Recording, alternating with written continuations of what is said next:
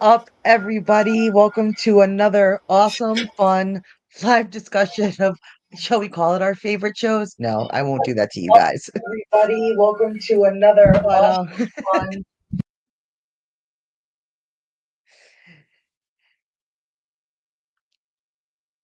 oh my God, is my audio good? No, you're good now. I don't know what that was. We had a little hang up there. We were good to go. Welcome, I didn't everybody. know what that was. It's been a long day, but tonight, guys, we're going to give you a 2-for-1 episode tonight because Saturday we have something special planned for my birthday. So we're gonna try to knock out both these episodes tonight and see how far we get. And Saturday we are gonna have a fun birthday bash. Gonna Woo! celebrate my birthday, gonna take some shots with you guys. Yeah, We're gonna yeah. rank some stuff and we're gonna do a giveaway. I got a couple of Funko Pops that I'm gonna give away. So you gotta be at the live to enter to win, and we're gonna have some fun. But what's up, my awesomest co-host in the whole world, my bestie Scarlet? What's up? Doing good, doing good. Ready to say all the good things about these two episodes that I love so much. Okay, But well, also, though, I'm just ready to hang out with you guys. So what's up? I know it's getting harder and harder to We're get done, through these right? Like this episodes. is it. After this, we're done with both shows, both seasons. That's pretty much all we've seen. All we needed to see, right? That's it. It's a wrap. Bring it in, people. Call it a day. But what's up, James? Our bestest other co-hostess. Yeah, it's kind of like Scarlett said. It's hard to keep up. I know The Last of Us. It's getting a little crazy, but Dead City, it's getting crazy too. It's still got a few more episodes, so not that it'll probably redeem itself, but at least it's got a few more to play out. We only got one more Last of Us. I know. One more. One more. We could do it. We could do it, guys. Then we could complete this travesty, this dumpster fire, and we could just put it on the shelf and just remember these streams down the line of how No, I much don't want to we remember. hated it. Yeah. No, the memories, no, not the fucking memories. This was torturous of a damn show. Get through. They're stupid. They're stupid, and they're just fucking stupid. But Yeah. the chat's awesome. We got a few folks hanging with us. Yes, you guys are the amazing, and I hope you guys come and hang out Saturday and have some fun with us. We're gonna have some fun on Saturday. But so shall we just get The Last of Us out of the way first and at least save The Walking Dead for last, because at least was a smidge better. Yeah, it was better. Let me change things around too. There we go. But we Okay, got I'm just gonna say pull real up the quick while you're pulling screenshots. that up. I'm just gonna say hey and what's up. We got Miss Kiwi dropping all of our links and hanging out. Well, she's gonna be hanging out with us this weekend. Work's getting in the way as usual, but she's staying hard at work. That's okay. It's because she's in the future. It's I know daytime. she's It's got like to be. daytime over there. I know, and they got to make. She's got to make sure that we all survive the future. She's Yes. busy keeping us all safe. What's up, Patrick? Welcome, welcome, hun. Glad to see you hanging. And we got William Sims. Welcome, What's up? What's up? welcome, Hello, welcome. everybody. Okay, so where do we start with The Last of Us?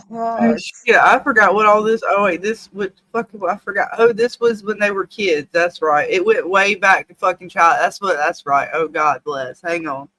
I have to remember this stupid fucking episode. I'm sorry, guys. This one was really I hard for had to me. say though, I had to say though, when his dad kind of gave him the if when you have one, I hope you get to do a little better, and Yeah, they brought that in at the end.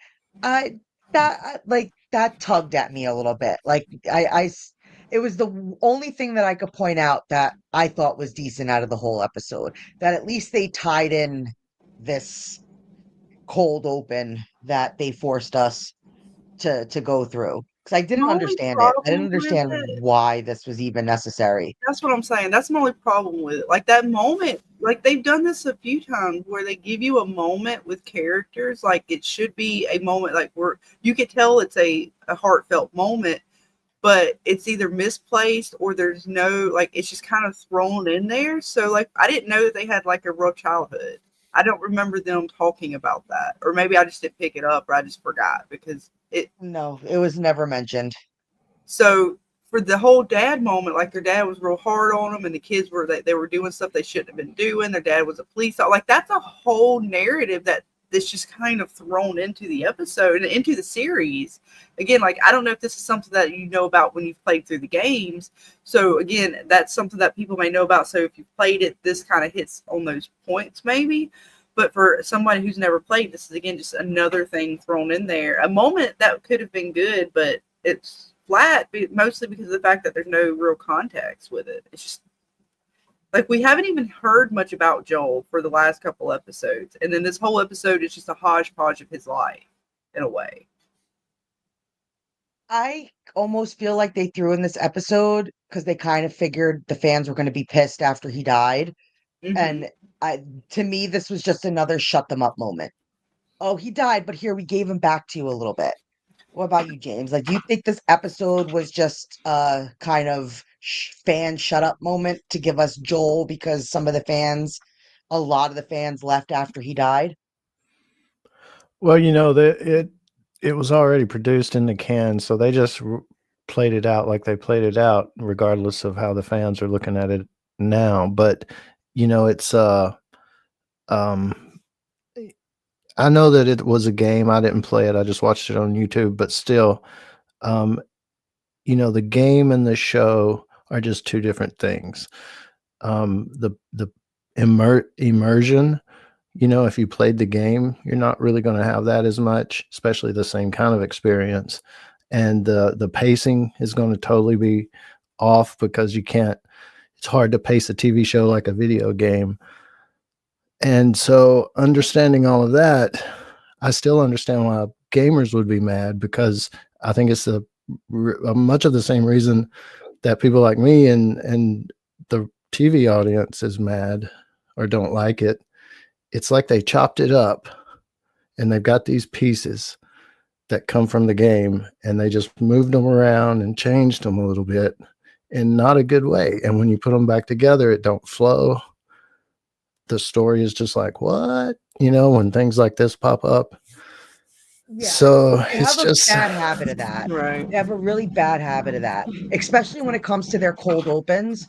Like they're trying to portray them as something that we're supposed to grasp to, but then Right. it makes no sense during the episode. Right. Like you're giving us people where you're not going to give us in the end.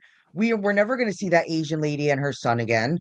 We're Right. never going to see the dad again. So why are you bringing forth characters that we don't know anything about? We haven't had any feelings for them because they haven't existed, and B, that you're just using for a one-off, and then the payoff is garbage for what you're trying to convey. And then also like, all right, so this whole episode is misplaced in the series in this season.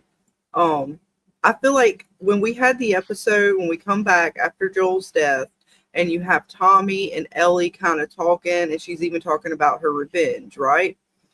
Somewhere either during that episode or the next episode, this episode should have happened. And Tommy should have been talking about, and during that one episode where they're talking, him and Ellie are talking and kind of going back and forth, he should have been mentioning their childhood, because that would have tied in their dad and all of this stuff here to show that flashback. This is thrown in well after his death, well after, like, it's thrown in such a weird moment of the season that it makes no sense. But this could have been thrown I in at the beginning of the totally season agree. had they have wrote it properly. Yeah. The characters like talked a little bit about, because this stuff was talked about. Like we were all wondering about some of the stuff that was shown in this flashback early in on the season. So why not give us that, like, either third episode maybe? Exactly. Where this would have fit would have been when Tommy is maybe like seeing Joel's body. Right. Ellie would be there.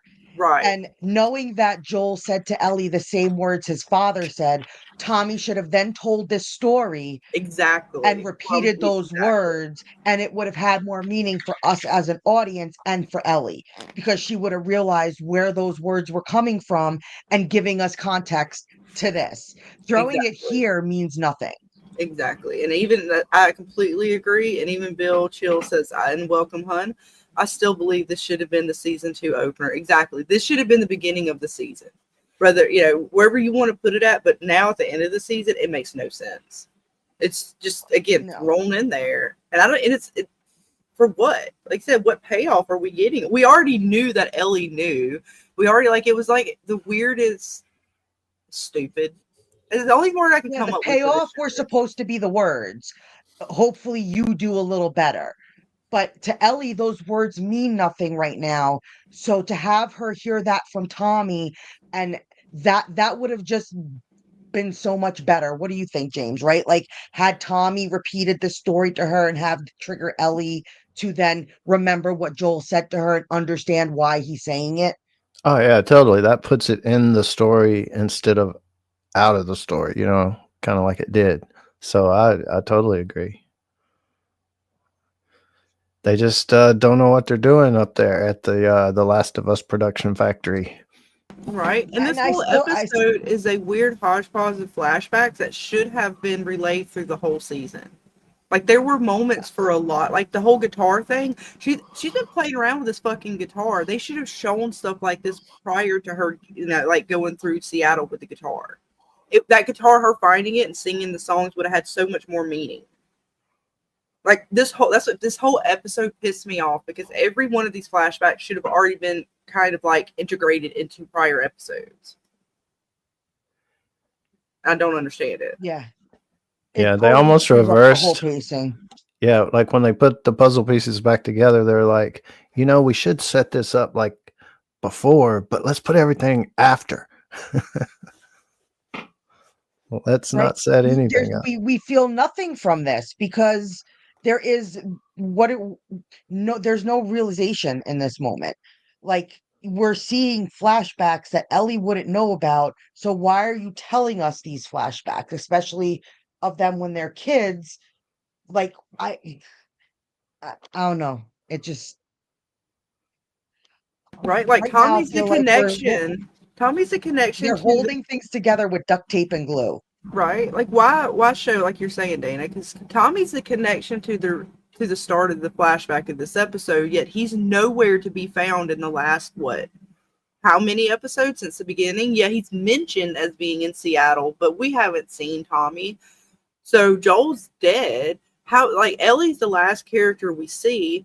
So unless she's part of the flashback, why in the hell are we, like you said, why are we seeing the flashback? What the fuck is the connection other than Joel? And again, just throwing it at us for some bullshit sympathy that's you can't even get now, or some kind of emotional response that's flat. It's so exactly bad. It should have been Tommy telling Ellie the story, hearing those words, and then Ellie turning to Tommy and saying, "Your brother said that to me." And then them have this emotional connection and bond over this memory. It's like they're giving it to us for nothing. Like, what are we gaining from it besides a waste of? Like, how much prior to this episode did we get to know about the moth? Like, we've probably seen it in background shots and stuff, but they just kind of threw that in there with it. Again, that was a thread that they could have started with way back and really went into, so that this payoff for this moment, would have been better. But again, they didn't do it right. This is just bad. And this was pretty. Like, the way they talked about it had, like you were saying earlier, was the dad scene, right? It pulled at you, but it wasn't in context enough to really give the moment it should have. Exactly. I don't know what they were attempting to do with this episode. What I meant was. Go ahead. Oh, go ahead, James. No, go ahead. I was just saying the entire episode was okay. Remember, she talked about the burn on her arm. Let's show how she did that. Oh, remember the tattoo? Let's show how she did that. Oh, that thing she said to Joel or he said to her. Let's show that now. It's like, this whole episode was almost now we're going to fill you in on all the little things. We're going to reward the audience. They're going to love this episode. And it just doesn't I think if anything, flow. it pissed more people off. Oh, Just for for the simple sure. fact that, like, Joel's dead, and now you're giving him back to us like this, and now you expect us to go back to your crappy story. Mm-hmm. I mean, obviously, sitting in the studio, the executives before they released it were like, "Oh, this is great. Yeah, green light. Let's do it." Or something, you know. I mean, People are thinking, I just wonder at what point, was there even anyone now, of intelligence in that? even now, they may not be listening to the reviews. Oh, they don't know what they're talking about. And of course they're not, because they got in their head that this is fucking, I guess, brilliant in some way, but it's pretty bad. And yeah, I'm sorry, but her acting throughout these moments is not good. Even this one here, right? I was annoyed. The way, like, this whole scene for her to talk about the burn played out, and the way she's just like dazed and this weird ass fucking look on her face. I'm sorry. You didn't sell it. Yeah, her acting is just very. And she's Yeah, saying no, this like, stuff in front of Tommy, right? Like, does Tommy know that Which- she's got the... Yeah. Okay, so he knows. So I'm assuming that's the moment where they have to tell Tommy, like, what the fuck's up. I he guess. told I don't him in season 1. Oh, Yeah. okay. See, I can't remember Yeah. shit from this damn He show. was like working on his boot or something, and they had a Okay. little sit down in a little shop, and he told him. All right. I was trying to remember. I think she's trying to act like, you know, she's 4 or 5 years younger. So the actress was trying to, you know, when she got burned and stuff. And I agree, it was it, and a lot of these too. And I hate to say it, it almost looks like it was take 1 or something, and they should have used take 3, you know, or something. Yeah, it's not selling. It's like the acting was off. Mm-hmm. No, and It's even her. I'm sorry. I was trying to be nice about it throughout this season, and even like the first season, I don't think I didn't notice it, or it didn't come off to me as how bad it really is for her character. And again, I don't know if it's her acting itself, or if it's the writing, the way the directors want her to be presented. I don't know, but it's so noticeable at this point that, like, I almost feel bad for her as an actress. Like, if that is her range right now, that's not good. And they should have never placed her in this role, because obviously she's not prepared for what this role entails, or they're holding her back as an actress. It's like one or the other. I don't know how you guys feel about that.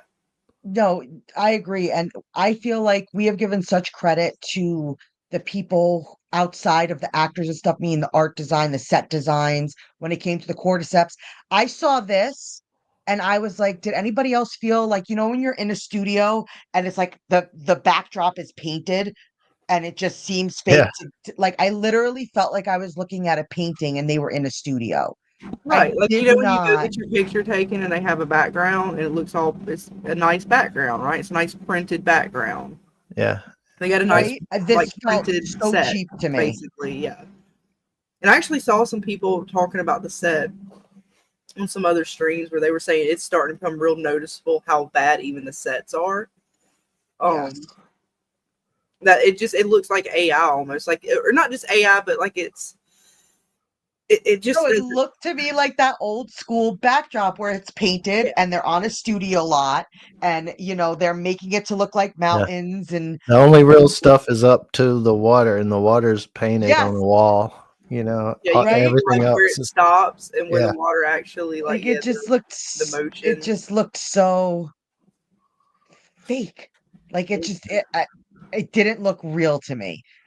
Like the cordyceps, every time we saw them previously, I was like, oh wow, that they did a really, really good job on that. And then it's like here they just got lazy.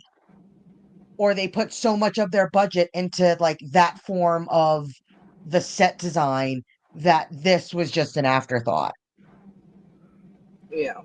And I'm like, we're supposed to be feeling for this man right now that we have no idea who he is.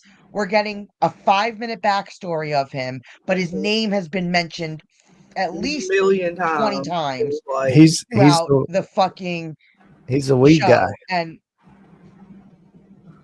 And I was just like, this You can't was shoot the that weed build guy. up.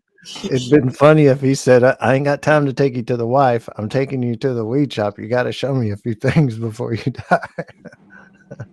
Right? But this whole set was just, even them walking through the forest. Like, how are they able to just so openly walk through the forest and not one? And it's like, doesn't the right, fungus live in places like this? Like, right. it's been 20 It's, years. Wouldn't it this have beyond somewhat plot holes grown? or just having to, like, oh, well, we're not supposed to ask questions, we're not supposed to be looking that deeply into the show, Yeah. right? We're He said past. it. He said it was one of the safer trails. Uh-huh. None of this shit makes I any don't sense. know. This just, yeah. See, To see zero, like I don't. Maybe it is us nitpicking, but this whole episode just felt like an just out of afterthought. place. Yeah, it's so out of It was place. it was a filler in the wrong spot. It was an info dump in the wrong spot. This episode was just it's It's literally like somebody took all of the flashbacks from the season and just, spliced them all together and gave somebody like a compilation. Like, if you're watching a YouTube video that somebody did, oh, here's a compilation of all the flashback, cutscenes or whatever from this season. And that would be what this is. And that's pretty sad because it's the whole fucking episode. But let's see, Bill Chill says season 1 was so much better. I'll let her immaturity slide because of her age, hoping that she would become serious, cold, and callous after some tragedies. Yeah, and Ellie did not quite mature up. She's still pretty flat on her facial expressions, everything. And it's little things, right? Like, 'cause I paid attention to Joel when, just even in the flashback between Joel and Ellie, right after this point where he's kind of talking to her and she kind of snitches as Miss Vic. Welcome, Miss Vic says. You can see, like, in his face, he does like these face twitches, throat sort of like gulps and stuff. Like, you can see visibly, even though I'm not sure if the tears are fully real on both parties, because I'm sure I don't know how they may work different stuff now, because I don't think you want snotty actresses all the time. But either way, his whole like eye twitches, just little things on the face that we do as humans that he's replicating as an actor that she has not developed yet, right? That's why her facial expressions are so flat. She doesn't have the subtleties within like her eyes. So she doesn't have the eyebrow, like lips, or even just it's little quirky things, even with your nose, with your lips, with your chin, that you don't notice until you really focus in on it, and then you realize what an actor or an actress is doing, right, to really convey that emotion. She has none of that. And it's real sad because she should be showing some real rage or some real sadness, but it's all the same look, minus maybe tears or the tone of her voice. Maybe it's because she's immune. Maybe. yeah, they're exactly the same. And I think I just lost all my screenshots. Give me a second. I gotta pull them back up. I No pushed the wrong worries. button I'm or gonna read. something. Let's see. Vic says I'll read some chat stuff. What you guys are saying in the chat. Miss Vic says, "Yeah, Ellie, let's get mad because we don't want to take him to his wife and have to shoot him in front of her, right? Like Joe was trying to do what he thought was right, and Ellie was being a little bitch." Let's see. Samuel says, "Just recently learned that the famous haunted Annabelle doll is touring across the USA. Visit if you dare." Ooh. Well, I need to fun find that fact list. about Is it yeah, near me? I might go the visit it. The Annabelle doll is from Long Island. You could actually go there, they lived in Long Island somewhere, and they Mhm. turned their house. I don't know if they did, but you can go and tour their house. And Annabelle was in there for a really, really long time. So the fact that they're taking it on tour is really weird to me because they were very adamant that this doll stay where it was. So I wouldn't recommend it. Oh, I'm going, Dana. If it comes to my town near me, I'm going. I'll let you know if And I'm that possessed after or was not. the last we heard of Scarlet. Right? They It's removed it from like the box that it was like if they removed it from the box that it was in, yeah, I wouldn't It's for movie recommend promo. that. So it may not even be the real Annabelle. We don't know.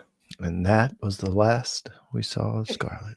You never know. Hey, don't you dare threaten me. I will kick that doll's ass. Fuck that demon.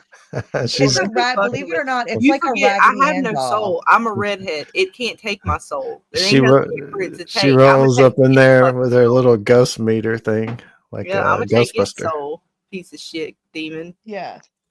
I ain't scared. So you could see that in Long Island. You could go to their house and you could go to the real Amityville Horror House. I think there is Amityville, Miguel, in Long Island too, or is that upstate somewhere? That's upstate. I don't know why I thought it was also in Long Island, but yeah, you James, could you go don't even visit the believe in this shit. Amityville. What the hell are you worried about? You believe in demons, do you? Me? Yeah. Me or Dark Elf? Did you? Do you, James, believe in demons? I thought you didn't believe in supernatural things. Supernatural. I guess demons falls under that. The hell, if it, how was there even a question or like a stutter with that? How do demons not fall under supernatural? They are super and they are not natural at all. They are supernatural. Yeah. They fucking nothing natural about that shit. So you wouldn't be scared to go up and touch Annabelle? Oh You'd like no. hold her hand and stuff. Oh yeah. It wouldn't. None of that. Oh my God, I'm scared. None of No, that bothers no me. way. Ghost house. That place is haunted. Okay, let's go. All right. See, Uh, you got my back. We're going in. It's been Because decided. I oh my don't God. because I don't believe in it. And if I do see something, I'll be the dude that tells everyone I used to didn't believe, but I saw all that shit, man. Or you'll say, Now well, I I do. saw something and I'm sure because I was tired and jet lag, I think I saw something. You'll come up with a reason why it wasn't real. If it's scientific, I don't know. I can't Samuel mess says, with I'm 99.993% sure demons and ghosts aren't real. Fair enough. Always leave that little bit of room just in case, right? right? Just never know. Just in case. It's that sliver of possibility. Yes. Let's see. Samuel also said Joel shouldn't have lied like that. Should have said he was bit. I shot him back. Well, I mean, maybe. I understood it. Like at least the story that he told was better than what happened to him. So I get why he did it. But man, for Ellie to fucking snitch, I was like, it would have been one thing if she just brought it up to Joel, like just, in private between Right. them, like you fucking lied. But to snitch him out like that, I was just like, that's wrong. Right. That was wrong. And Vic says, what wild is this wasn't even about lying to that lady. This was Ellie having another temper tantrum because she was lied to. So she ruined that lady's story trying to, yeah, he was trying to give her peace, and Ellie kind of did fuck that over a little bit, like trying to give the dude a little bit better memory to his wife, Yeah. even though it was a lie. And I get that, like, this is not an easy situation. I don't know what I would have truly done as far as like this particular moment. I know what I would have done to him back at the site. And I would have told Ellie, like, look, man, he's got to go. I'm sorry, he ain't gonna make it. Yeah, he just played it wrong, and to me the whole season has been Ellie. Not, yeah, they're trying to portray her as a spoiled teenager and just going through teenager stuff or something, but she's really like, well, the world revolves around me, bitches, and that's just Right. that to me, that's another type of attitude. That's above and beyond the, hey, I'm just a teenager and doing teenager things. Right. So, and I don't know if it's because she thinks that she was mute and they made her feel special. So if that's like supposed to be part of the character, or if they're just really trying to make her, I don't know. I don't know what the fuck they're trying to do. I'm sitting here trying to justify some shit. Like, I know what the hell's going through these writers' heads, but I fucking know. I'm trying. I can't. It's, again, the same looks on her face. It seems like the, and it's not quite the same look, but it's just this dull look of expressions every time. There's really no true emotion behind them. And I get that. That's hard for an actor and actress to do. Yeah, that's kind of why we watch the show, right? Get that emotion. And it's just, unfortunately for her, it's fallen flat. Joel's expressions, like I said, you can visibly see on his face what he's feeling at the time. His mannerisms, his body language, his facial expressions, all of that. Like, see, just that right there has more character and more expression than pretty much any screenshot you get of Ellie. Yeah, they all look that same face. Yeah. And, as far as her stardom, I don't know. I haven't followed her all the way through and all the things that she's done or hasn't done or whatever. But coming from Game of Thrones, which was a stardom, sent her into superstardom just for that. What she did, not just because it was Game of Thrones, but just her part, a young person standing up and saying her piece in a room full of men. But also the way she died was epic. One of the most epic deaths in the whole damn Game of Thrones thing, stabbing that giant in the eye and shit and going down like a hero. I mean, hell yeah. But that doesn't mean she can act. Right. And you know what I'm saying? And I'm not saying that in a bad way. North's gonna remember. I don't mean it in a bad way, but it does seem so now, seeing her as a lead in this role, that it does seem that way a little bit, as far as, was she the right choice? Maybe not that she can't act, or not saying anything bad about her, but maybe she wasn't the exact She's prepared or ready for this right role. choice. I don't think she was ready for this, for what this character entailed. Yeah. And it's so sad though, because like, first season, and I think Bill was kind of a little bit hitting it on the head on the nail, that she was a younger character. So as an audience, maybe we give them a little more leeway to the fact that we assume a younger character is going to act a certain way. And then the fact that when she did play in Game of Thrones, she was again playing a younger character, and herself was so young that, of course, us looking at a child actor, we're not going to hold them to a certain standard maybe as an adult actor. But now she's taking the lead, and she went from a child character into sort of a more, I don't know if her character is supposed to be full on adult at this point, but she's supposed to be more matured. She's supposed to have had, like, her character, not so much the actress, but the character in this has been through a lot of experience, just like the other character. Like you said, it wasn't a lead. This is a lead, so this character really has to show that life experience, that trauma, joy, whatever it is. We really need to see that on the screen, and she just hasn't quite been able to do it in a way that conveys what that character story is. So it's sad, because I mean, I do actually enjoy her when I saw her in Game of Thrones, but after that, I can't think of anything else that she's been in that I've watched that I remember her from. Right. I'm sure she's probably been in a lot of other things. I just don't particularly remember, which may not be a good thing, because if I have seen her in other things and I don't remember her, then that might speak to her acting ability. In fact, I don't even remember you as an actress in other roles, since your supposedly big role in Game of Thrones. Yeah. And I'd have to see other stuff to really judge her. So I'm not trying to judge her in, as far as her overall acting, because like you say, it's part writing, it's part directing, there's a lot to it. And I'm not sure what is the fault here. And miscast, yeah, that's a good word, as Samuel said. That's what I think too. It's more of a miscast, I think.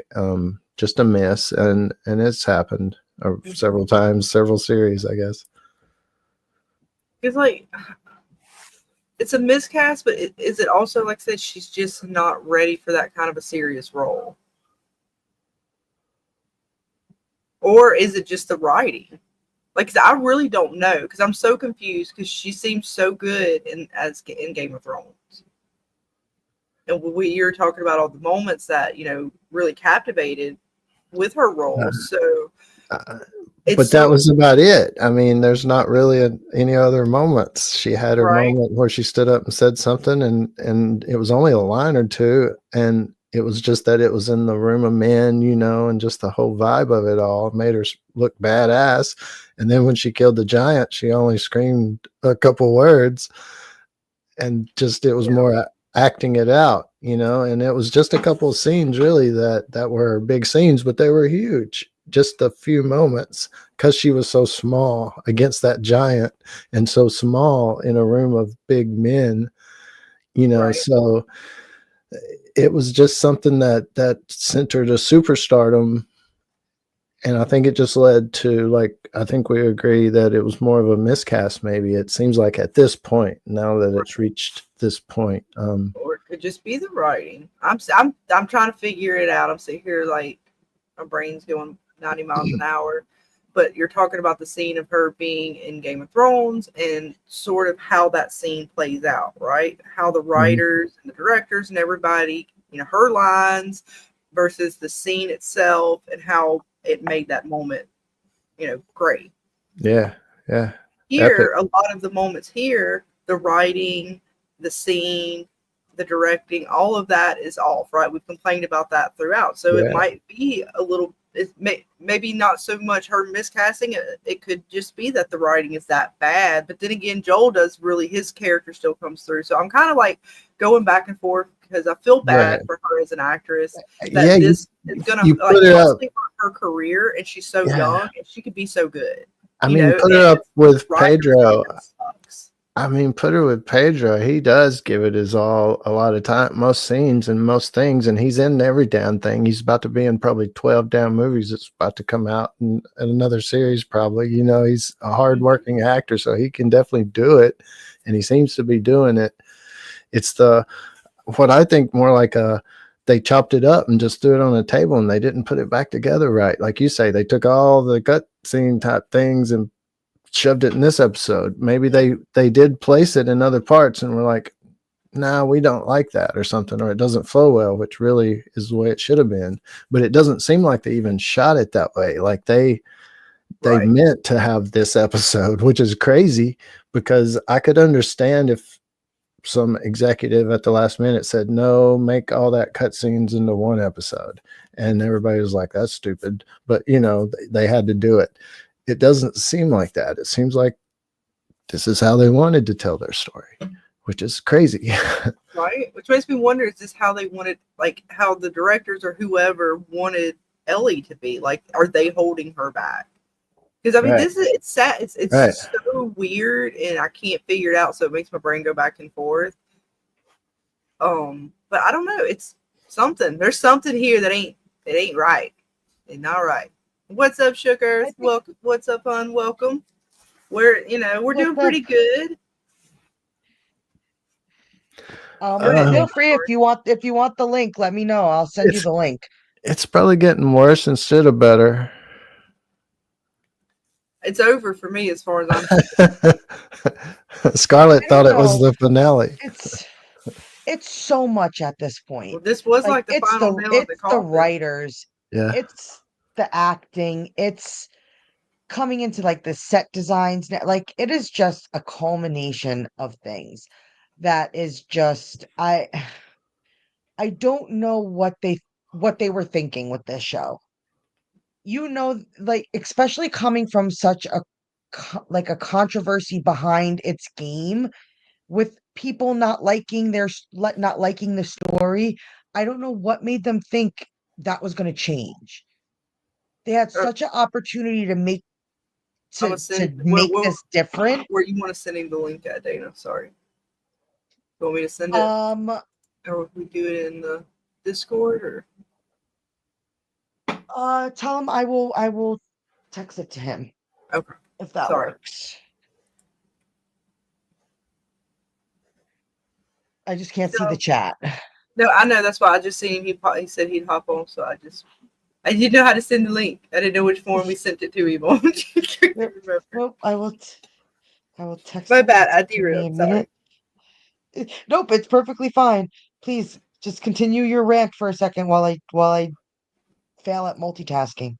See, Vic says this should have been the second episode, and episode 2 should have been the penultimate. Mm-hmm. So in the gameplay, if I remember right, the porch scene was the end of this part, or is that the right way to say it? It was like more at the end of this story when they told it or revealed it in the game, maybe. So it's the way they put it together is different, and it doesn't hit the same, I don't think, and it would have hit better more of like they did it in the game. But they said, no, let's have the Abby be the main showdown at the end and shove all this other stuff back. And it goes back to the throw it on the table and put it back together, and they just didn't. They just threw shit together. Let's just stick these pieces together over here and edit it this way. And I don't know. It just the flow is just so interrupted. Right. It was so many little things, right, that they've touched on throughout the season. Even her, being with the girl, he's like, oh, you're doing all the teenage things at one time. I'm like, oh, all of that could have had so much more impact had they had spread that through maybe, the beginning of the season when, some of that shit was actually going down. I don't know. Because all this was a lot of this shit was the stuff that happened in between his death and now. Some of it was prior. It all the way back to, like I said, it was almost like all this stuff Joel experienced with her and other people. Because it wasn't all stuff with Ellie, right? Like, it was just, I don't know how to explain it. It was weird. Oh, it was just all these individual if we cut each of these flashbacks, we can place it where it would have gone better in the actual show. But like you said, Scarlet, it's like they just jammed all of these into one episode. And for what? I could think of 10,000 different ways they could have done something better with this episode. Right. It felt like a compilation episode or something like somebody made on YouTube. That's what I felt like I was watching. And it feels like the next episode is going to be rushed, whatever it is. Yeah, well, she's going after Abby, right? Yep. She had her whole fucking I know. I love how we go through all this flashback stuff, right? And then at the end, we get to see our girl just, I'm going to fucking kill them all. Rambo. I know. I'm like, what the fuck are we doing? Like, who? I don't. No, you cannot tell me these people are getting paid this much to write this shit. Where is my damn paycheck? Because I would have figured that we obviously could write this shit better. Definitely. I would have edited that shit better even. Like, it just looks like they're on a studio set. It looks awful. It just looks awful.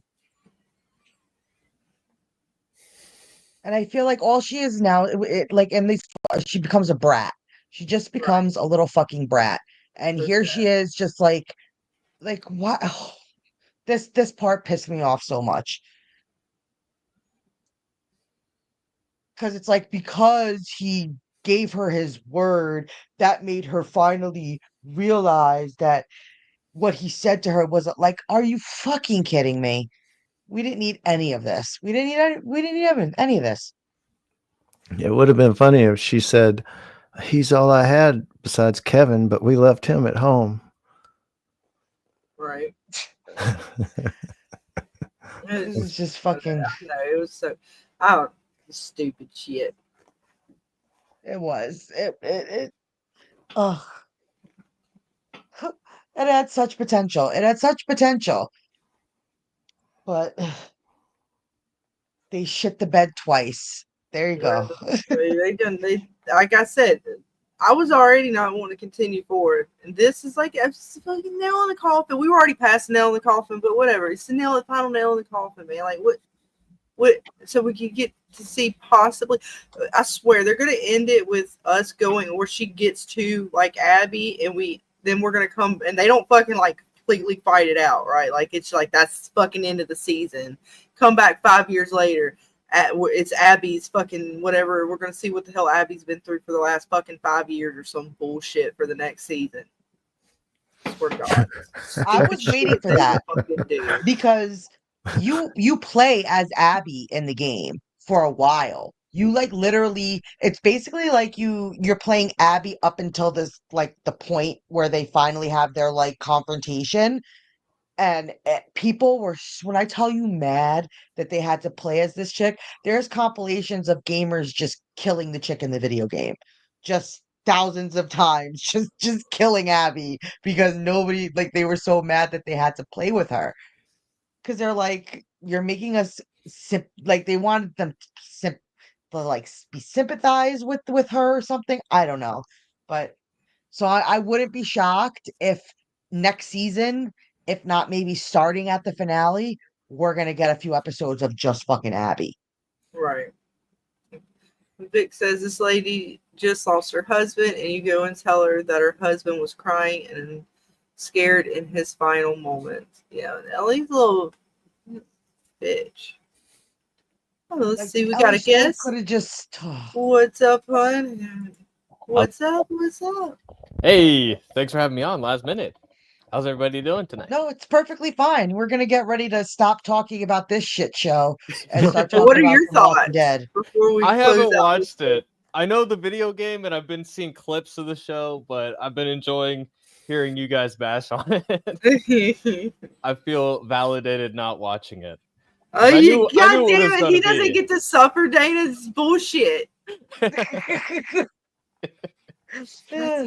No, If I knew it it's was going to just- be this it's- bad, I would have watched it because I would have made videos about it and it would have been fun.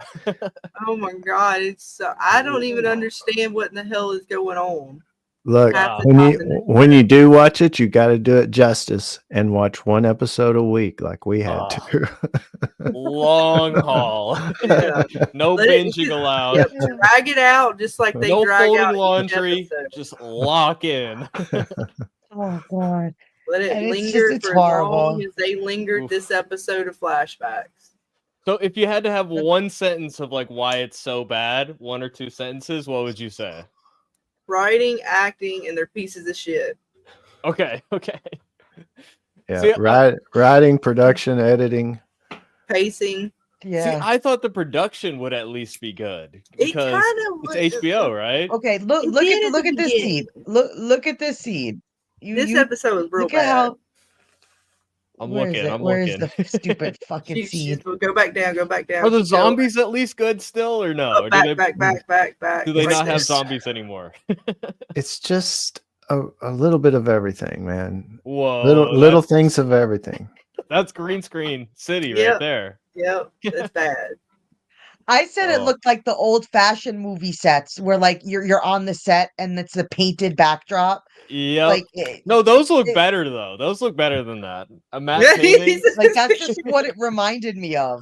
Like one of those Ah. type of old timey set scenes. Or I when they think- have the whole I think that place, frame- like the background Yeah. scrolling. I think that frame is even better than it looked when I watched the show. When you freeze frame Wow. it, because it looked bad when I That's really watched bad, the dude. show. It looked bad. Why can't they just go to a place like this? I guess it's too much budget for them. No, for HBO Cinemax, I mean, goddamn, you would think they have a little, something Isn't worked this their out. hit show? Like this is their big show right now? I thought. I don't know.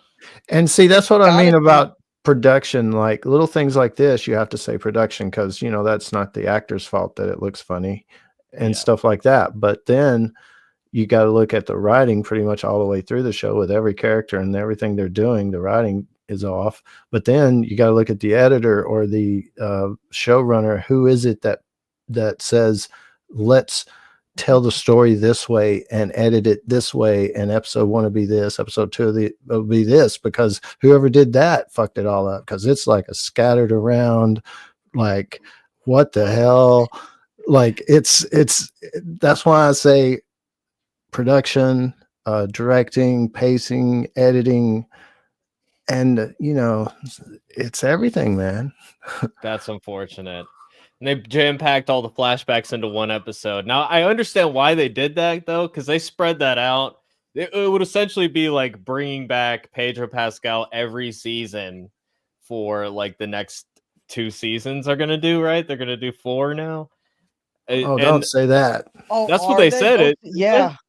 Oh God, I hope not. No, Dan, I do not. No, That's fuck what he this said. shit. That's what he said. He said 4 No. seasons. It's happy, and you got to watch I it. You told guys you are next obligated. season's gonna be all fucking Abby's last fucking 5 years since she's fucking killed Joel. Oh they're my doing God, that, no! Then I yeah, it's gonna be a can't. Dude, season of fucking do this Abby. to It me. I is. can't do this for the next 2 years. It's gonna be a Shit, full that's season. torturous. Get ready. Season 4, the trio's daughter, Oh the God. Thruple's daughter, God, Oh no. next generation.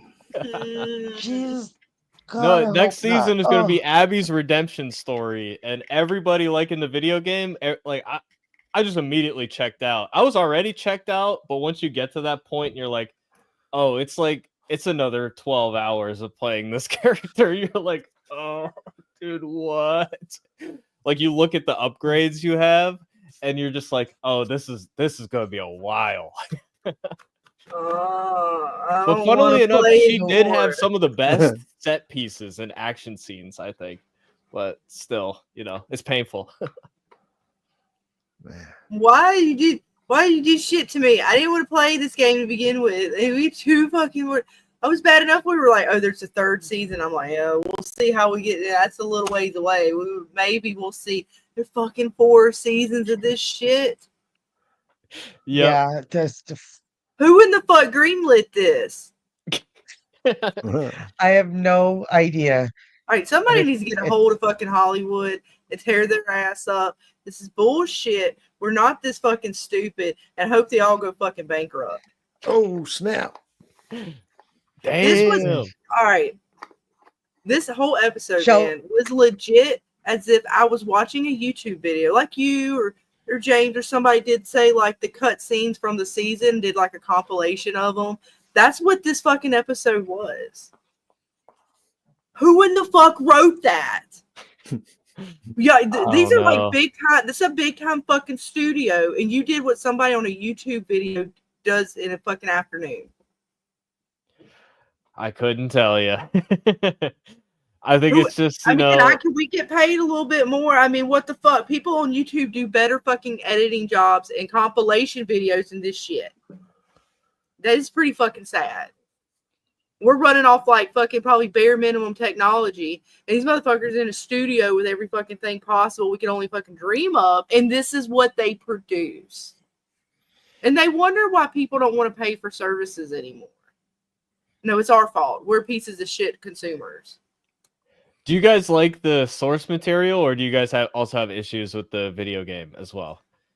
I haven't played through it yet. And when we watched through the first season, I actually wanted to play the game. I honestly was like, oh man, this might be a game I want to check out. I think you should still. I don't know. It's so good. The first video game, it's one of my favorites. Okay, the first one. After that, from my understanding, it's as much of a shit show as this, and this is even worse. I don't know if I can stomach the game. From what I've seen, I really did. I say the part 2 video game is the Last Jedi of video games, where you either love it or hate it, and I hate it, but it still looks better than the show from what I've seen so far. Like it's more. I don't know if I want to give this brand anything at this point, especially hearing how like the dude's like, well, I didn't get to do everything I wanted in the games. So I basically double down in the show, and I'm like, oh, so I would never want. I know I'm not supporting the game either at this point. Neil Druckmann said that. He said he didn't get to do everything. Oh wow! So I don't want to support this whole franchise at this point. Yeah, none of that. No. This dude had people crunching for like 4 years to make this miserable video game, almost 30 hours long. And it's just like. And it's still not enough. He still wanted to do more. That's what I'm saying. Why would I even want to support that? But I don't even want to support the game. I don't want to download it. I don't want them to think that anybody was interested in this shit at all. I treat it as wrestling rules where you don't hate it or love it. You give it no attention and it goes the fuck away. That's what I'm hoping. Because if this is what this guy wanted, dude, have at it, man. I don't want any part of it. And this is shit. And I watched some pretty shit shows in my day. This is fucking So worse than Dead City right now? They're going to make people wait 2 years. They're going to make people wait 2 years for season 3. and nobody's gonna. said it. I'm not Is sure the about rating? Are the ratings going down, or how's it doing? Because I'm They curious. about completely that. tanked, from my understanding. Wow, season 3 is gonna be way tank. worse then. Nobody Yeah. wants to watch. If It anybody definitely remembers. it definitely will after this video. Scarlet's rage hath no fury. Yeah. It's so bad. I don't even like this genre, but I started to get invested. Like, honestly, season 1, I was like, okay, they kind of got me with this kind of zombie style they're going with, you know? I was interested in checking the game out to compare it at some point. But after this season, I don't understand what the point is. Like, what are they? They've completely demolished any of the male characters. So that was another thing too. And I don't like using the whole, oh, this is woke or not woke or what the fuck ever. I don't like it when you, like, there's a balance in everything, and you need that sort of male character as well as you need that feminine character. You know, you need kind of both the balance. They help each other out in a story. When you've completely demolished any of that sort of male energy and made it all feminine energy, I don't like that. I'm a female. I want to see the dudes. Where the fuck is Tommy at? Like, he was somebody we were supposed to see with a lot of rage. He was a character to carry that rage of Joel. We didn't get that. We get two girls fucking making out and having fucking sex all throughout Seattle, basically, while they're in the middle of a fucking war zone where it's not really a war zone. I mean, it's kind of, for a war, it's pretty fucking pathetic. And oh yeah, there's spores, by the way. They revealed the spores in the most, like, they made this whole thing about how, we didn't do spores in season 1 because it wasn't realistic, and then all of a sudden they drop it in.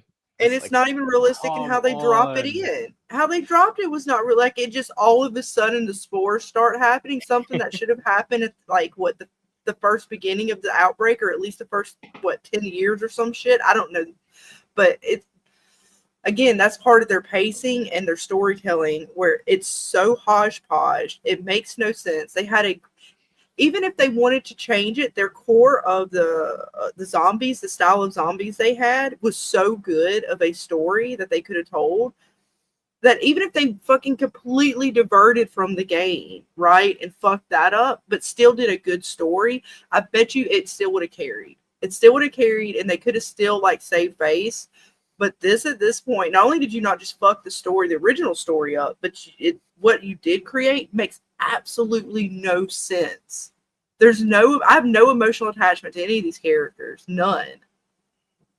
I could give a shit less about any of them. And then they give us emotional attachment to characters that we have no clue about.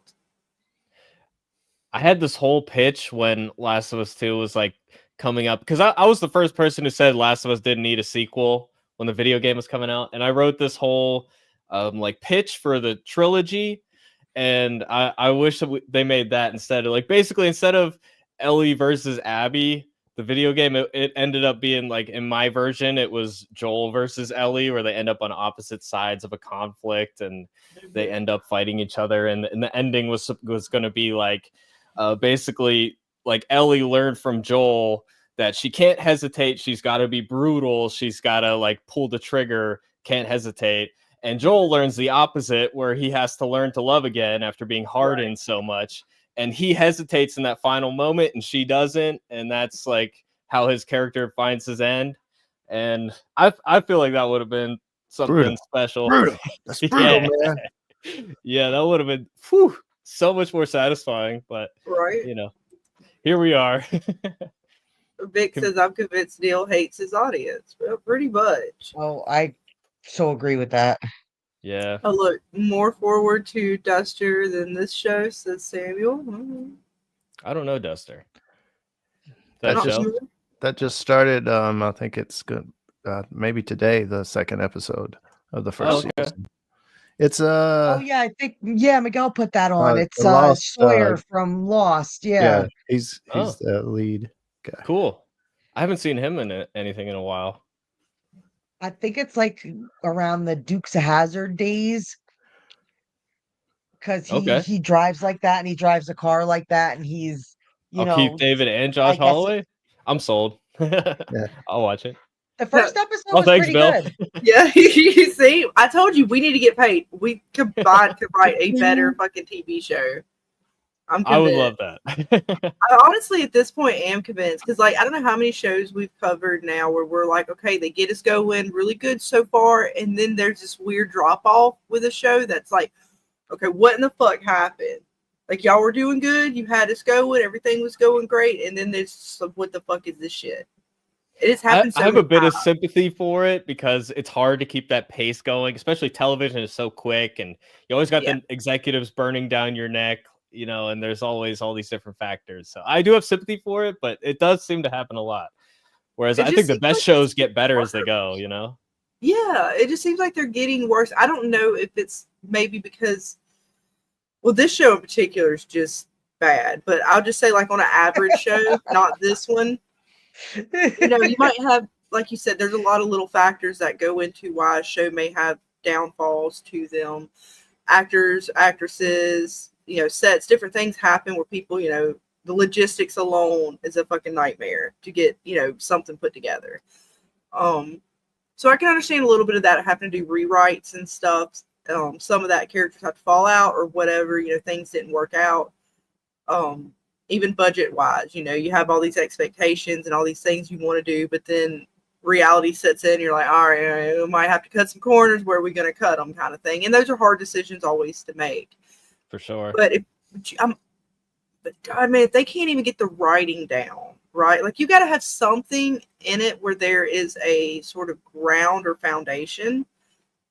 And I feel like a lot of these shows don't really have that. And it's probably because you don't think you're going to have anything past one season, maybe two seasons. So you don't really have enough to truly carry your show.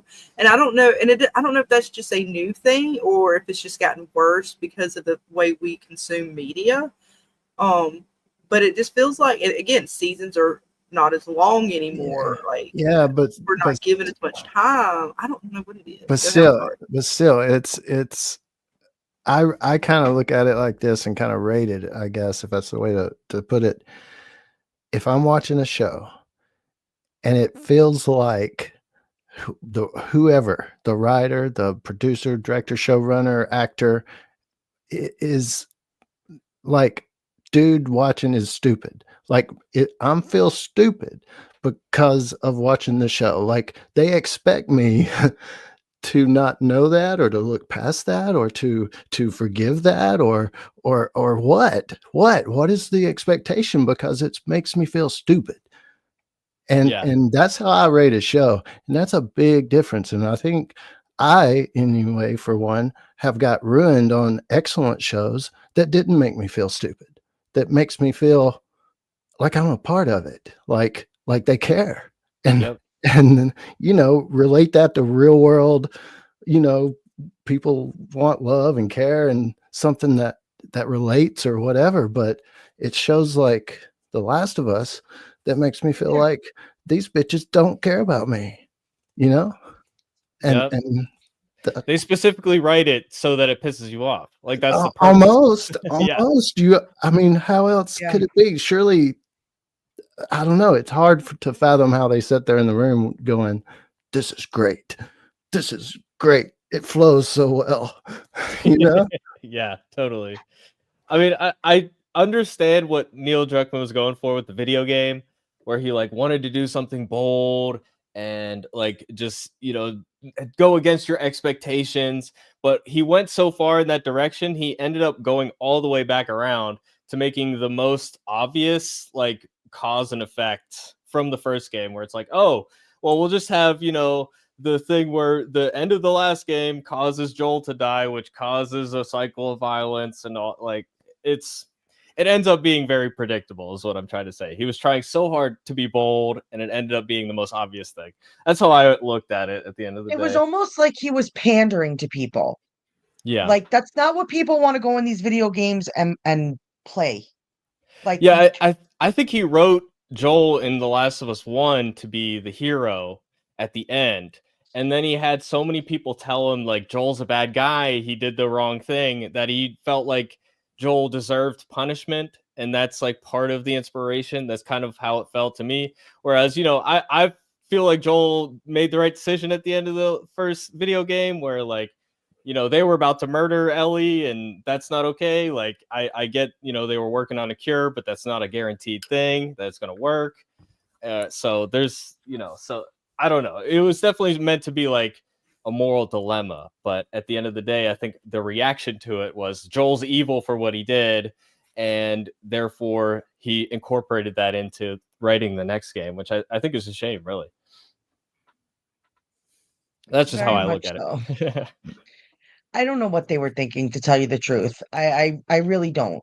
I just from seeing how awesome the first story was and what the gamers got waiting 4 years, I'd be mad too. Yeah. Well, Like they did a I'd be whole really mad. they did a whole bait and switch too, where they faked trailers.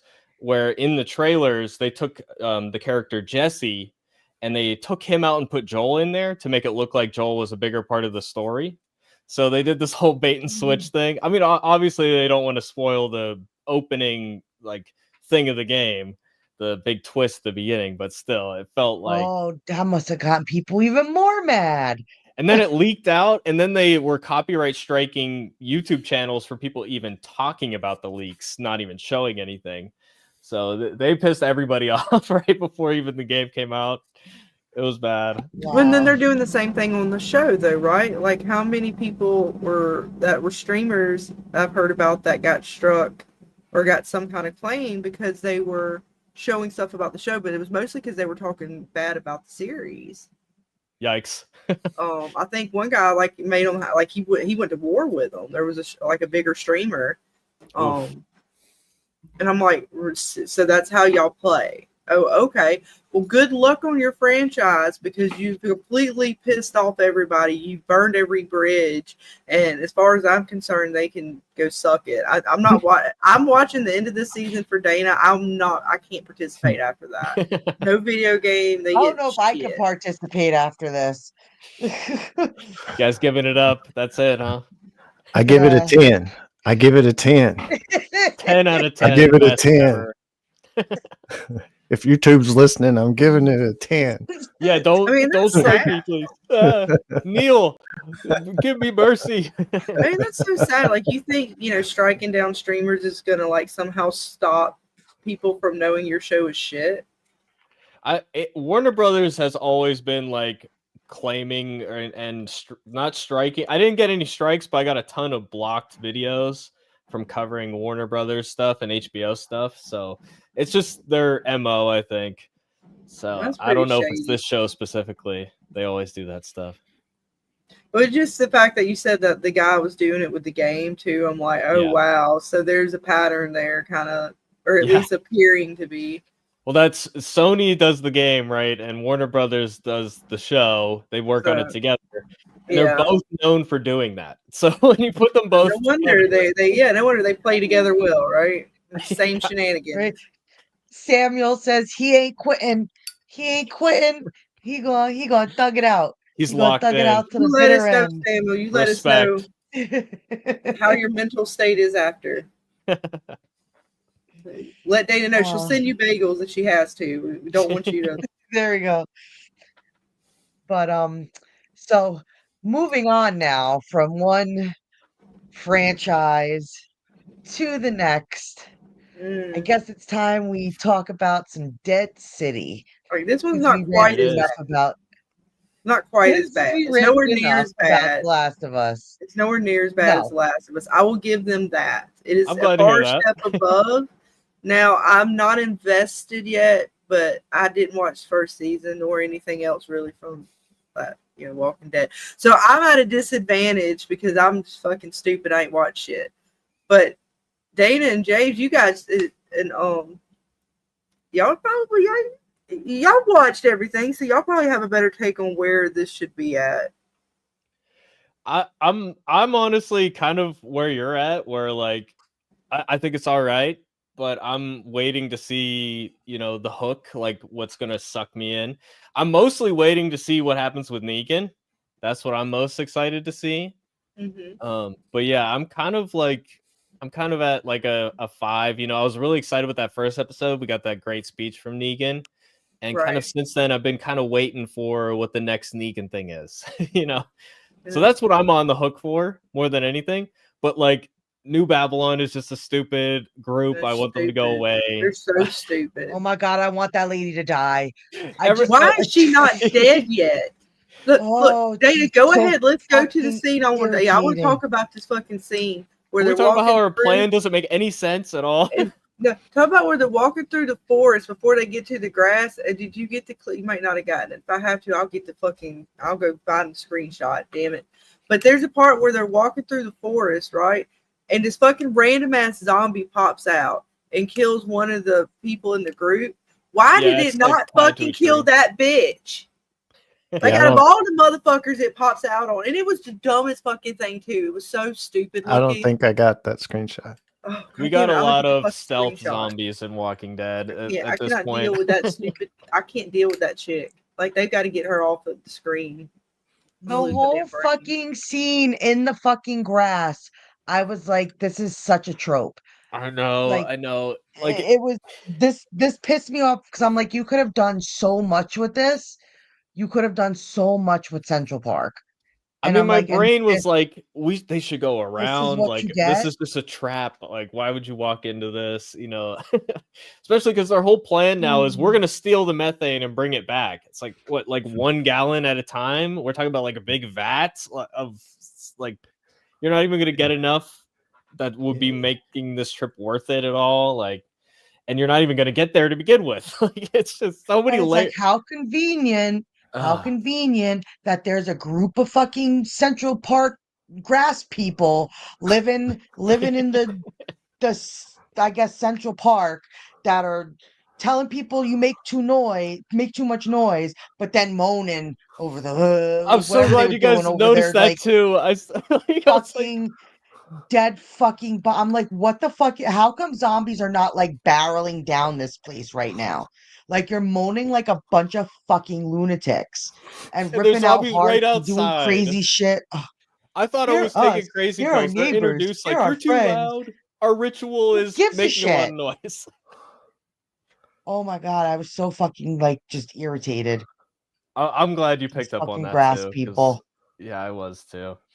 I mean, I the didn't get Central them at Park all. thing has so much potential, but it just kind of ended up being Walking Dead back in the woods again, which, you know, I don't Yeah. mind, but it's what we expect, you know. So it almost was like the familiar thing. I kind of like the concept of the group, like how they take the hearts out and stuff. Like, I think that's cool. Yeah, that was kind of cool. Yeah, for sure. Although the Oh, fact they didn't even try to like revive the person, like I know she was like her injury was bad, but they didn't even really like try to save her. It seemed like that's the impression I got. They're like, "Here's a bunch of bandages and shit," and that she's just like, "Nah, we're good." I'm like, "What? Go on."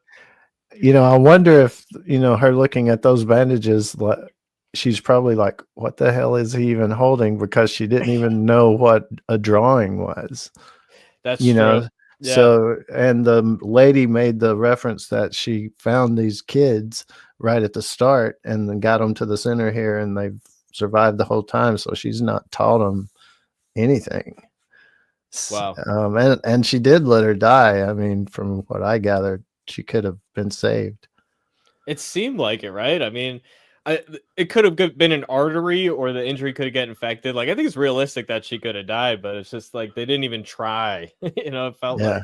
Yeah, and because he offered those bandages and stuff, and the way she said what she said, it really made it seem like it was intended for the audience that, yeah, she probably could have survived, but it's not their way.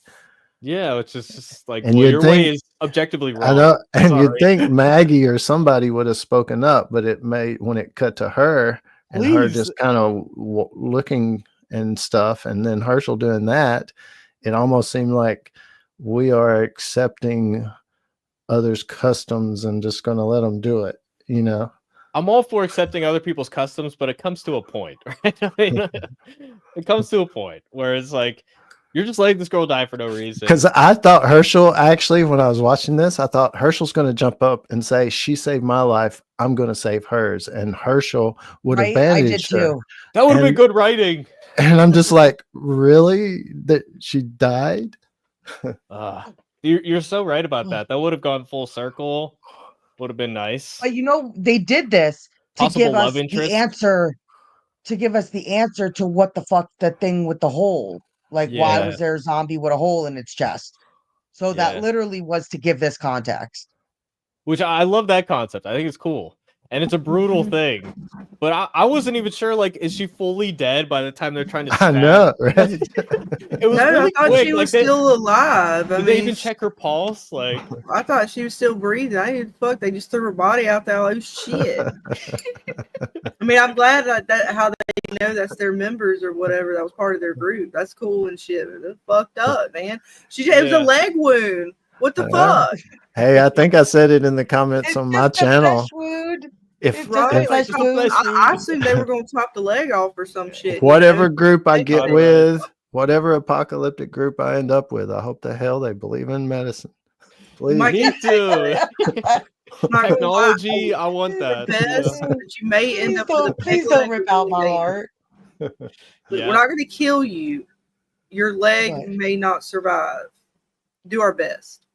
Yeah, like New Okay. Babylon looks all right compared to them, you know? Like New Babylon's like, all right, I just can't like, drink or do Hold other on, real stuff. quick, All Dana, right, fine. I'm gonna I'll show take that. these. You got medicine. I'm so irritated about this. Is the scene you were just on, but I'm gonna show you this part of the scene. It irritated me. How in the hell this shit? Look, it just fucking come out of nowhere. Like he's just in the fucking woods. Like you don't hear this motherfucker. He's just standing here next to a tree. Is he pissing on the It's a tree or recurring something? problem with Walking Dead at this point where like they have it established where zombies are loud and noisy. You would hear them coming from a while away. But to be fair to the show, I think they were going for a lurker zombie, which is one that's like kind of deactivated, where it was just like hovering there and it didn't wake up until somebody walked by. But still, yeah, she just kind of walks by. You can see there, she's just nonchalant. He just reaches out and it's like, "Hey, come here, lady. I just need to take a bite of you." And everybody's just kind of, I loved how everybody's just like stands back. They're just fucking trying to shoot him in the head. Like, no, they just stand back and wait. And an old boy here just comes in with a knife and stabs it. I'm like, what the fuck is, y'all have nobody left. Who in the fuck do y'all think y'all gonna take methane from with this shit?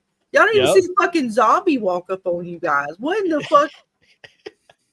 Well said, yeah. Right? And then all the zombies are coming in the tall grass and they're like, shh, be quiet. I don't want to join Don't move. Can we like and then all of a sudden the dude runs. Yeah, exactly. I'm gonna stay on James' compound and let's not go play with the Babylonians. They're stupid as fuck. And see, it boils down to the writing with all of that. You know, the light on the boat with them crossing the river. This lady walking too close to this one right here, and she should have known better and kept an eye open. And the guy running in the field after she said don't move or whatever. And it's just they're writing them to be stupid, but it's the writing itself. It's like, the writing itself that's looking stupid because of it. Yeah. Oh god. Like they think we're stupid at this point. And that kind of exactly. Cool-ish. Yeah. I mean, that was pretty cool. Yes, it was kind of cool. It's great makeup. I mean, the makeup is always like top tier with Walking Dead. But it's just like, god dang it, dude. But then here's my question: like, how far are the zombies gonna go then? Like, are you talking about? Are we gonna have like walking skeletons kind of walking around? Like, when does a zombie finally like expire? You can't ask questions like that. You can't ask questions like that. I think that there's like got to be some lore explanation where it's like, oh, the virus kind of rejuvenates the skin slightly. If you see one that isn't a skeleton and crumbled down, it's because it's a real person that got bit much later into the apocalypse. It's not a fresh, still biting people, fresh zombie or a original zombie. All right. There's somebody somewhere along the line that got bit. There's still people getting bit. Who the fuck? Yeah. So didn't the don't ask questions you don't want answers to at this point. I don't. Sorry. I mean, God forbid you have a thought. Don't think it all. I apologize. Just don't think it all. I shouldn't turn your brain off. Thoughts. Yeah, just turn your brain off and just pretend like you don't have a brain. Go Patrick Starfish. The answer to both of Vic's questions would be yes. Yes. I The almost girl- forgot about Allergic. the ice chest thing. I remember She making fun did. of that. And Yeah. then yes, they do. Yes, absolutely. Yeah, they still turn, and we get to see that in this episode. They took her heart out, threw her body outside, and she turned into a zombie. Yep. You know, if everybody went across the river in an ice chest instead of that boat, they could have would've dodged. still- They could have dodged those buoys. They wouldn't have been shot at.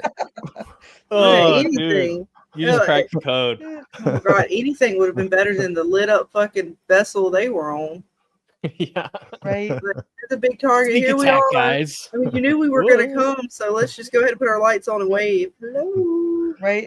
Like And I said, the Negan- only thing that was missing was the big lighted up arrow saying, here, Negan, here. Negan's like, then the Croats up there going, we got the signal, but I don't see nobody.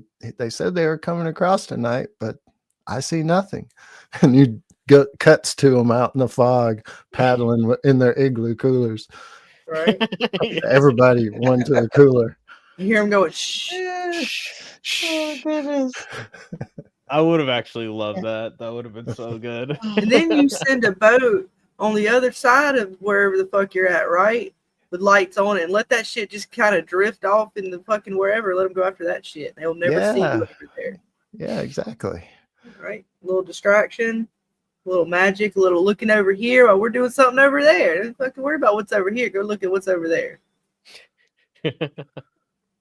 That's why you're not the writer, Scarlet. You just made Oh, sense. I'm sorry. I can't help it. Can't have I was any of that. reasonable. God bless. Come on.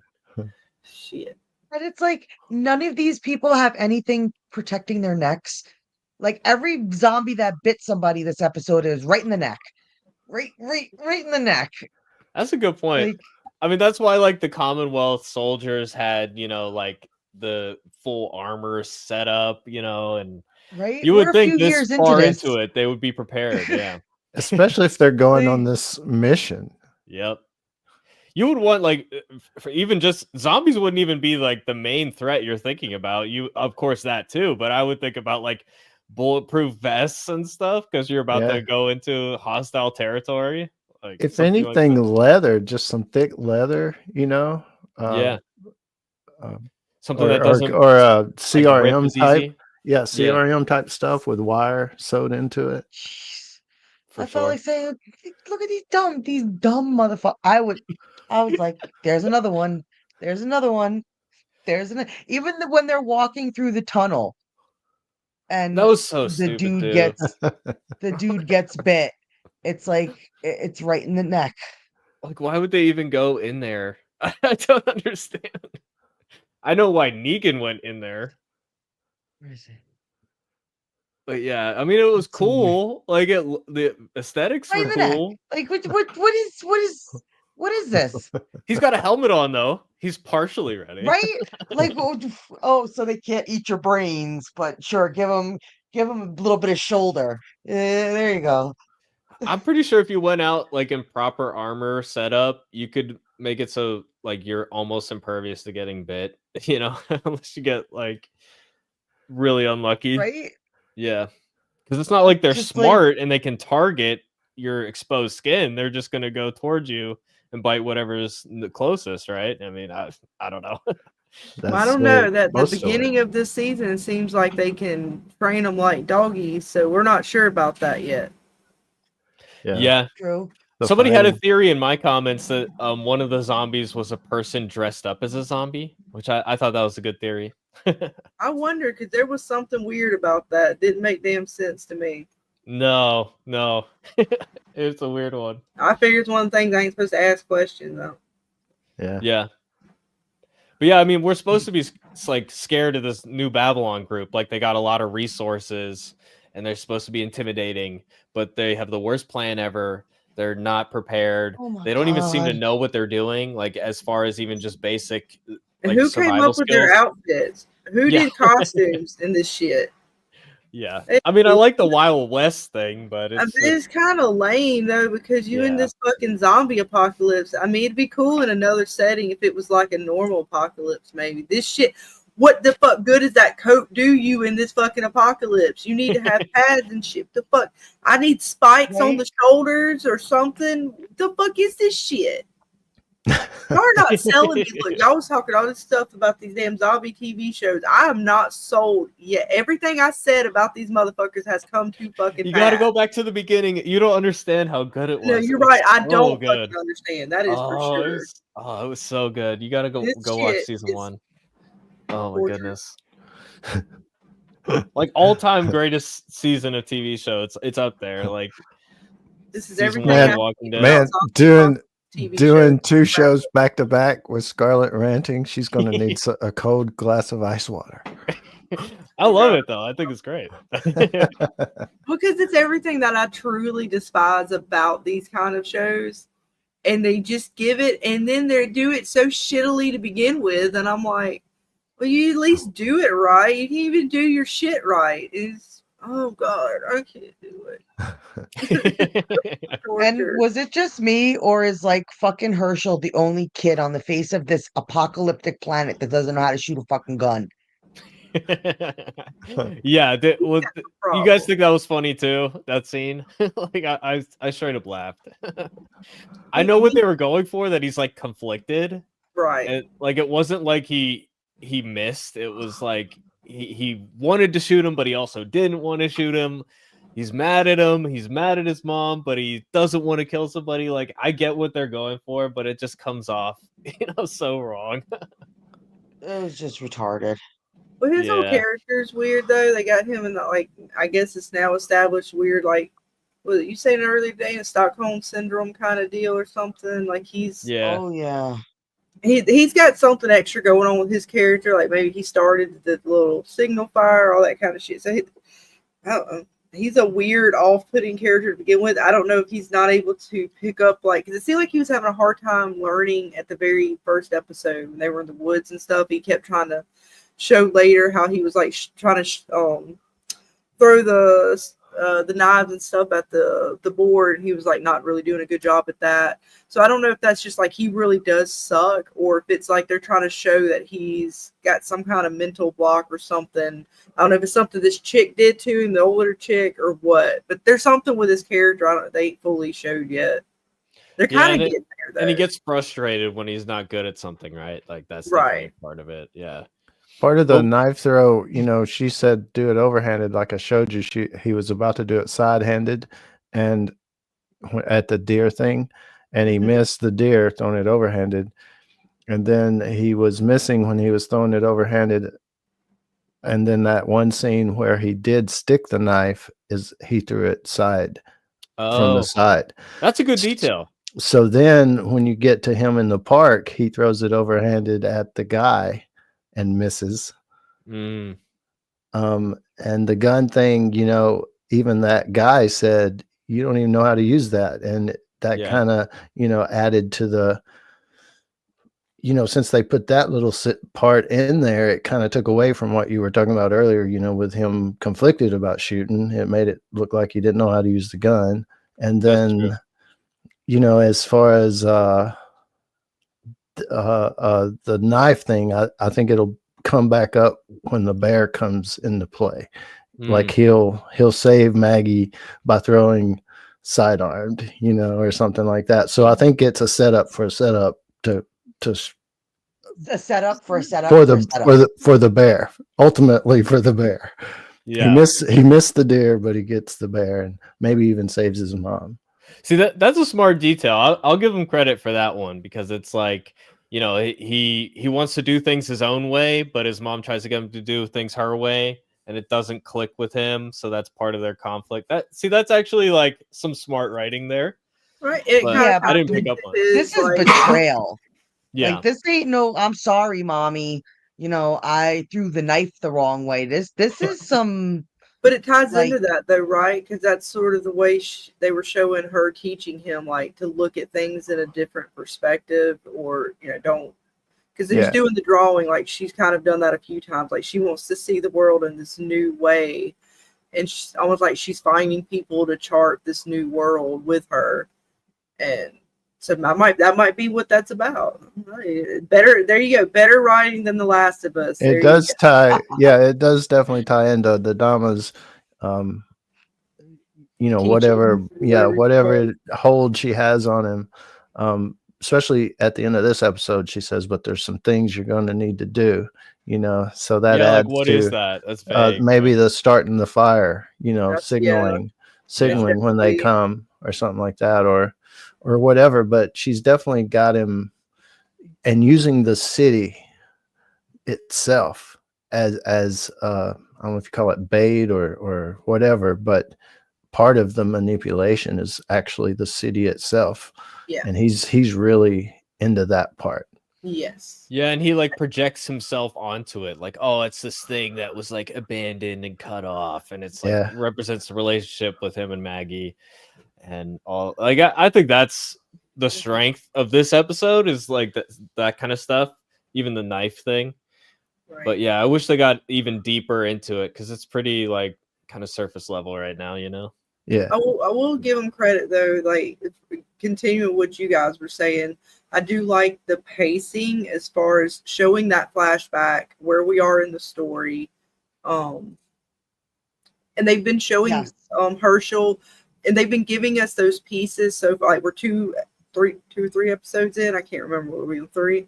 Three, yeah. We're on 3. So yeah, they've paced his sort of story pretty well, I would say, to kind of give us the pieces in each episode to this moment of kind of, and it is sort of a reveal, right? Like if you're watching, like James, like you pretty much put it all together.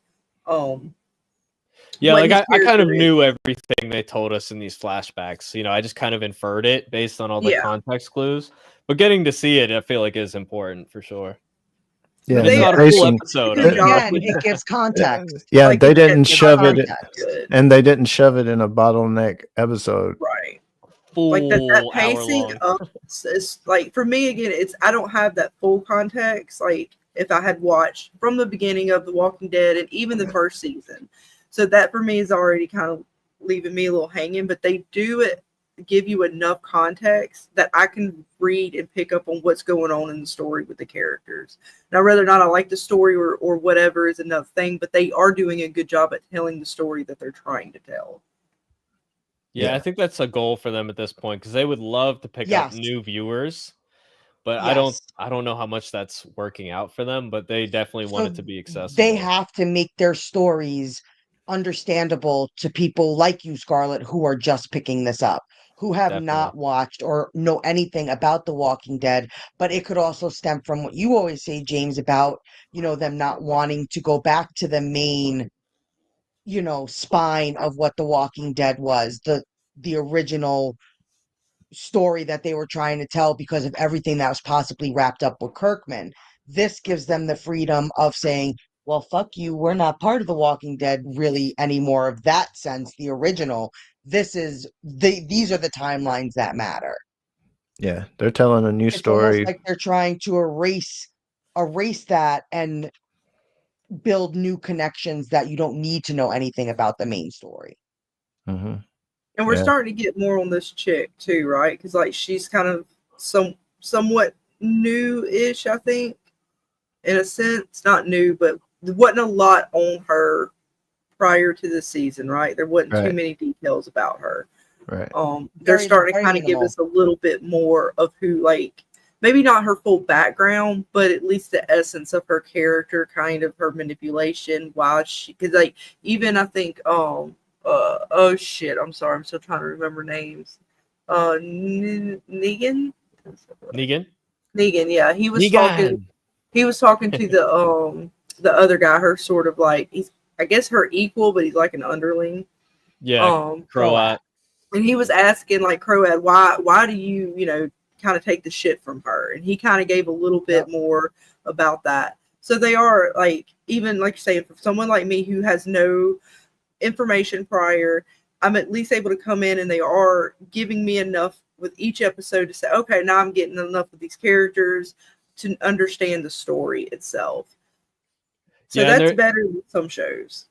They're definitely showing like the Croat with these flashbacks being in this episode where we have those conversations with the Croat, it's trying to show like the Croat was in Herschel's position essentially and Right. got kind of manipulated in the same way. And now Negan's trying to do to Croat the same thing where he's trying to drive a wedge between them. He wants to position himself in such a way that, you know, he can leverage their past relationship to, you know, get what he wants, which is, I'm sure, his wife and child to be free, right? So Right. that part of the episode I think is solid, you know, for sure. I Yeah, like the no, Croat. honestly, The actor's it so was- good. Episode really isn't bad. This Yeah. show so far this season's not bad. I fucking Last of Us just about took everything out of me to even get through anything else this week, but it wasn't bad. I nitpick this again because I'm very particular that I'm not into the shows. So Me too. I'm gonna nitpick yeah. some Well, of I that. nitpick even though I am into it. So I'm a Yeah, there's nitpicker. little That's what details. I do. I don't really care for the Babylon people. I get their whole essence and what they're about. So they did do enough at least that I understand. Like, whereas in The Last of Us, I don't know much about the factions that they have there, right? They give us very little to no information, and we don't even get to really see much of them on screen enough to truly understand what they are. Whereas these factions, you get a little bit more with them. You're getting a little bit more screen time to kind of understand what the faction is about or what that group is about. So even though I don't particularly like the group, I think they're real stupid and they probably should have done a little better writing with that group. That aside, it's not a bad show. Yeah, I kind of land at it's okay. You know, that's where I'm at with it right now. Yeah. And And 6. It is interesting. It is interesting though, because basically Negan used to be the Dama, yeah, and now he has to fall in line as a minion or an underling, so to speak. He used to be the Dama. So to Right. now see him in this kind of reversed role is interesting yeah, because it's not something I think you ever would have seen in the comic books. They never would have done that. I can't see Kirkman doing this to Negan in the comic books. Right, right. In a no sense way. of him falling under to the Dom, like a somebody like this, because his personality just would never allow it. Like Negan in the comic books would have killed that old lady a while ago. Right. I Like think he still there's might. no way. He still might. I do too, Yeah, but he's they're making it trying. almost like a slow build up. Well, to, I think like, because of the kid, like it's because of his wife and kid, right? He seemed like he was ready to just tell her go fuck off, and I'm gonna do what I do. Until she was like, "Oh, your wife and your kid, yo." You know, they Yep. didn't quite make it where you think they made it, and then to him it was like game on, and he's working his way to be able to like. I was like, he's got to get through this to get to her, right? Yeah. Like, all right, because he's got kind of the army with him, and he knows he's one dude. You're gonna have to take out a lot more than just one chick. Yeah, well, And do one y'all thing. think you think the dude believes Negan right now when he's all No, I like don't. accidents happen? I don't Is he know. gonna get told on again? Maybe. I feel like I feel like he knows, but they have a history to the point where like he's not going to call him out right now. I don't know. I feel like it would be kind of dumb for him to just accept it, you know. Mm-hmm. So, Vic says, "I feel like it's coming. Yeah, it's coming. oh, the Dama, absolutely. Yeah, he's gonna get somebody. He's just. Well, I love how they were like, "Oh, don't worry, you don't have to worry about killing the kid. We'll take care of that for you." yeah, just He's like like ready rubbing to it in. strap in right there. He's like, "My Yeah. fucking gun at." Let's get him. He did. He got one of them. He showed that dude. Gave him some zombies and then gave him some more. Well, I think the difference between like Negan and the Dama and the Croat is Negan was always like kind of faking it, like he's putting on a show, you know, and even in the Croat calls him the performer in the first episode, I think, of the season. And like the difference with the Croat is like he really is that guy. Whereas Negan was just like, you know, presenting himself that way. And the Dama, like, I don't know. I don't really know who she is under there. It's just like a lot of layers of manipulation. So with Negan, though, like he actually does have a line he won't cross, which is represented by children. So I like that dynamic of his character. So And that larger than and life, you know. the Croat was there when he said, just explained that Negan wouldn't kill children. That was where he draws the line, and the other dude was like, "I'll do it."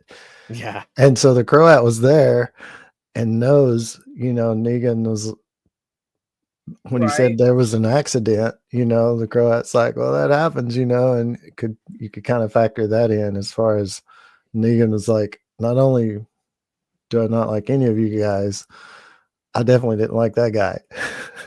Right. Yeah. And I'm Yeah. wondering because he doesn't know why. Like he's assuming he killed him because I would assume too, just because he said that line, but also because he's trying to save. He knows the kid, right? Like he knows the Oh yeah, group, yeah. so he's He was trying to definitely save who he I definitely guess saved save the the people kid. he's trying to save. I think if Um, he hadn't have tried to kill him in the tunnel, he would have definitely still killed him and saved the kid. That would yeah, have, for sure. Yeah. 100%. Kind and of got lucky. and he doesn't know that the kid is working for the chick, the lady, right? Not Negan yet. doesn't know. So, but the kid knows. Kid knows who Negan is, and this kid's like, I don't. There's some hella fucking plot twist about to happen here in the next couple episodes. Yeah, I wonder if Somebody, the Croat knows about Herschel. Like, obviously he knows him, but I don't know if he right? Like, knows. how much Like, does he know? Like, yeah, right? does Because he know like, about the brainwashing stuff? because you I would would think say probably them, not. because Probably you would not. think she would want him to be saved, right? Like them not killing him off was a good thing, but yet one dude died because of it. I had a little confused on that, but I don't know. I don't know where I'm going with this, but I just don't know what the hell they're gonna do. What this kid's gonna do when everything goes down. Yeah, whatever the thing is that she wants him to do, I don't think we've seen it yet. Like obviously lighting the signal fire is a part of it, but I think he's supposed to lead them into a trap or something. So I'm not sure if that means, handing his mother over or How are they communicating prior to this point though? Because like, how did she know he's coming back to begin with? well, they said they intercepted some radio communication. That's how they knew that they were coming over, I Yeah, think. but for Herschel to give the signal fire, Yeah, maybe.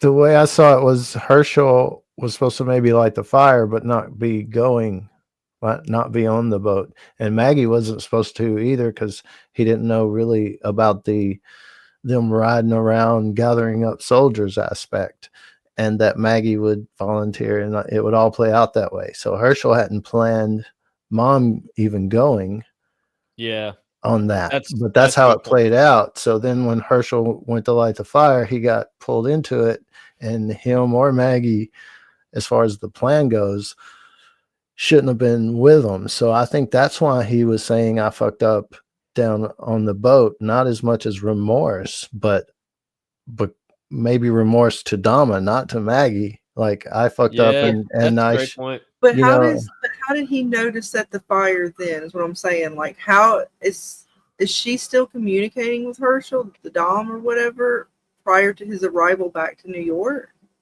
I don't know. I would think that she had a plant on that side because they know about Negan's Right. family and all kinds of stuff. Like, I was So just curious how Yeah, they she's know still too much. communicating with him because, like, this is a random thing. Like, he just seemingly randomly, like the timing, right? It wasn't like a planned thing for him to be there at that time.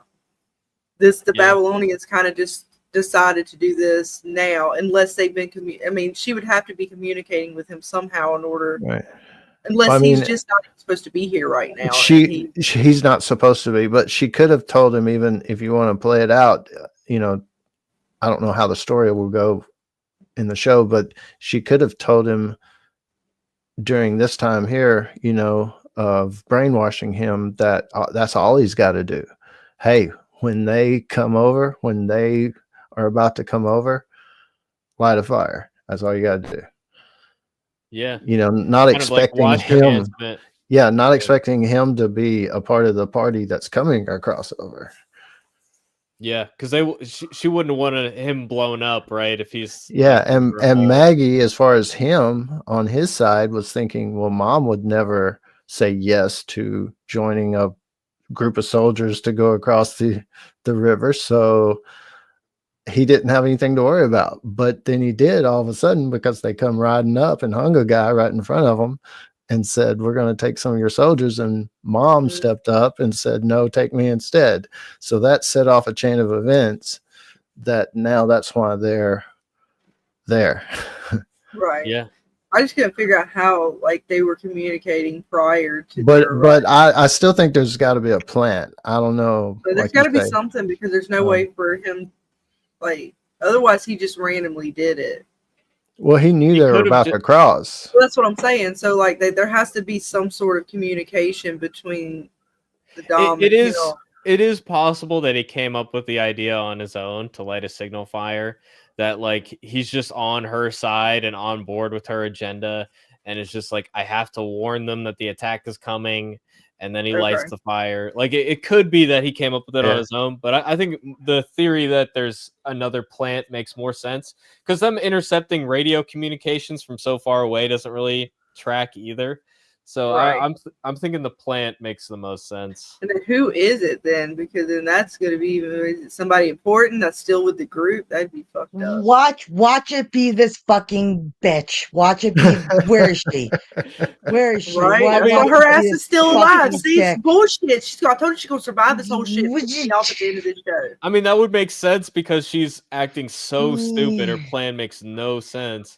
But also, she was on the boat that she knew was going to get blown up. Like that doesn't make sense. Like, it doesn't make sense. I don't know. She's that stupid. But no, She's she that survived though, right? She got the mayor taken out, so I don't know. She's doing a pretty fucking good job. Damn near took out the whole force Yeah. before they even fucking made it to shore. Stupid bitch.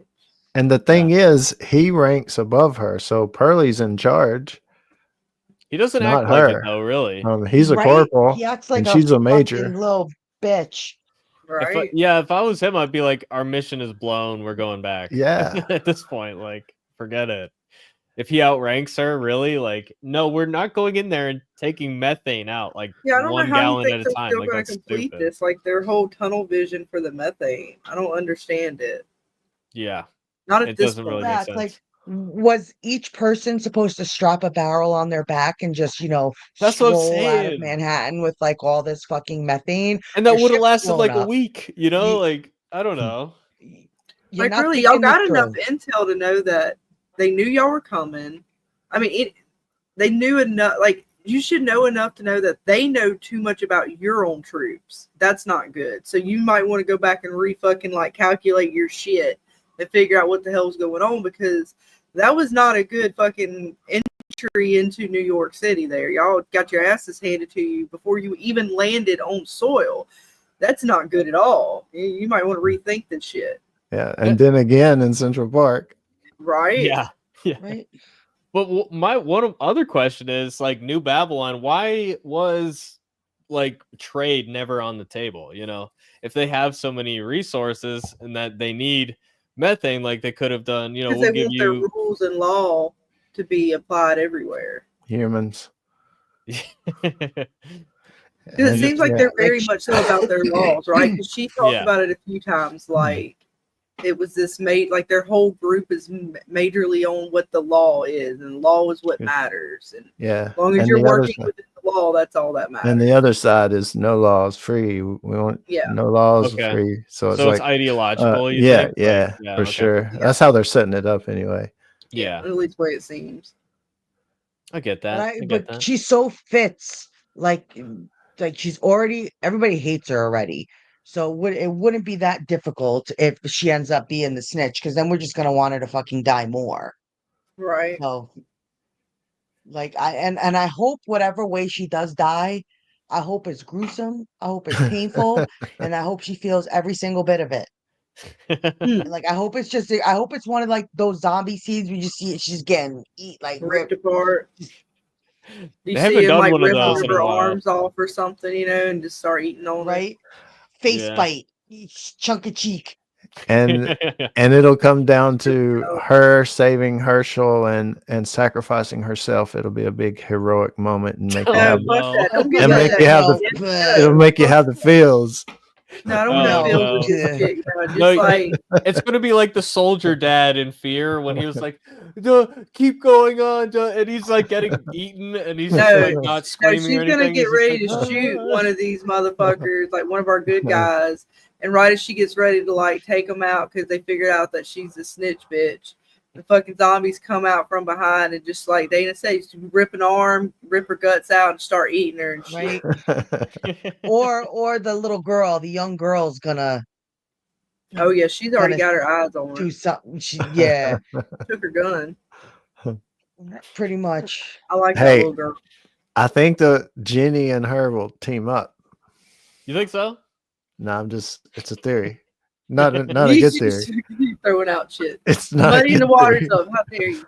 No, it's based on the trailer. It's just Oh, based on the shit. trailer. Oh, okay. I haven't really been watching trailers. But yeah, I shouldn't have said that. What if No, it you're really good. happens? You're good. What if it really happens? I know, right? They're like, you saw the episode already. Well, they hyped up the bear thing, and I'm sure it's gonna be just like the cool like fused zombie together that was there for like a minute. You know, I think it's probably gonna be like that. Yeah, We're gonna have real another quick. Real quick. Yeah, real quick. They can't have that CGI budget. Right? Yeah, unfortunately. Or you hear it like you see it twice and hear it 24 times. Yeah, like the monkeys, right? Right. We just heard the monkeys. I was like, come on, not even some stock footage of some monkeys. Like, I'm not saying you have to go shoot the yourself. Like, just buy some stock footage. You know, it'd be fine. Oh, it's all good. It's all good. TV We'll yeah. see. Like it isn't the worst out of the two. That's for sure. The Right. Last of Us is definitely the worst of the two shows. The worst of every show. I don't know. I almost don't know. It may be worse than Mayfair at this point. I'm not sure. Well, when Last of Us was on the horizon, I was like, oh, it's HBO. They got the budget. I was like, this could be a Walking Dead killer with the zombie action. And then I saw season 1 of the show, and it's barely a zombie show. And they're like pulling their punches as far as the violence goes. Like, they seem to be afraid to use guns in the show. They seem to be avoiding like graphic gore and stuff. They don't even have like in the first season, they didn't even have like bites. They had like the weird like mushroom thing. And I see that and I'm like, oh, Walking Dead's got nothing to worry about. They at least show that stuff. So I'm surprised to hear the universal reaction is that Last of Us season 2 is bad because Hey, you know, but the HBO's changed their name again, so maybe next season will be awesome. definitely. It's definitely not the same network still. Yeah, man. Oh, I just know it's gonna be great. You're gonna turn it around, Abby, all the way, dude. I'm gonna wait and let Scarlet watch it first. Oh yeah, No, Scarlet I has ain't to watch watching. it. No, I ain't watching shit. No. We're Look, gonna do you Clockwork lucky to get one Orange. more We're gonna episode pull your out of me. eye, like we're gonna strap you Oh, down and pull your God. eyes up like this. You know what? You're You do watching that. I want to see you try. it. I welcome it. Right? She Yeah, gets you would the take me scene where her down. eyeballs are just like I welcome your No. attempt to strap me down. And No, let look. me- Well, Dana, Brian, we'll just have to plan it. We'll all come Okay. in like we We did got it. this one. Dana, We'll you come- know we'll- my ability. Dana, make a thumbnail and everything, and once we get into it, we'll say, "Oh, we didn't watch the episode," and then Scarlett's like, "You bitches." No, fuck that shit. Dana knows I'm slick. Don't fucking play. You'll find out. Yeah, unfortunately, with too much D&D, Scarlet's in my brain a lot. So She keeps a secret. I Yeah, I I have to wouldn't. do, She like, ain't gotta say triple. shit. I just like, what's up, I Dana? have She's to like, do, hey, like, Scarlet. Like, yeah, I ain't triple watching fuckery to shit, Dana. get How did answer. you know? Like, I heard it in the tone of your voice. Fuck this shit. So it's like Scarlet gets in my brain, so you would have to keep me out of it until the very last minute. I can't know any information whatsoever. But no, I guess we could at least do a ranking for this show since we all know Last of Us was 0.00.000. Yikes. That's IGN why gave it an I 8, that so it's episode. clearly the best. For me, this episode is like a 6.5. I'm gonna give it a 6. I'm sitting at like a 5 or a 6 right now. Well, Yeah. let's see here. You know, it had that one thing, but then it had that other thing. Let's see Yeah. here. It averages Calculate. out. Do that Oh, calculation. wait, Six James is mathing. six Hold on. point.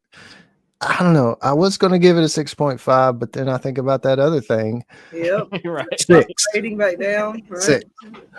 That's fair. 6 zombies, people. We give it 6 zombies. There you go. 6 undead walkers. But you do have to give it to them. At least some of the threads are playing through, and They are. the pacing is decent. And you know, I mean, I hate to There's say it. things to like, you know, I hate- Negan's good. You know, I hate to say it when The Walking Dead there for a while. I mean, even though the writing's still bad, but there's stuff that's even worse. That's just That's scary. A scary thought. like on a big level, like 6 points to all of us. Yikes. Pretty much. Yikes. Down to 0. I mean, That's a scary thought. Pretty much. so yeah, man, I give it to The Walking Dead for at least you know, They're producing a decent show. because really, you know, It's okay. the actual backstory of Glenn and stuff is really all you need to know or kind of know, Mhm. because everything else is new stuff, even to old fans and viewers. So, you know, they're building the story around that.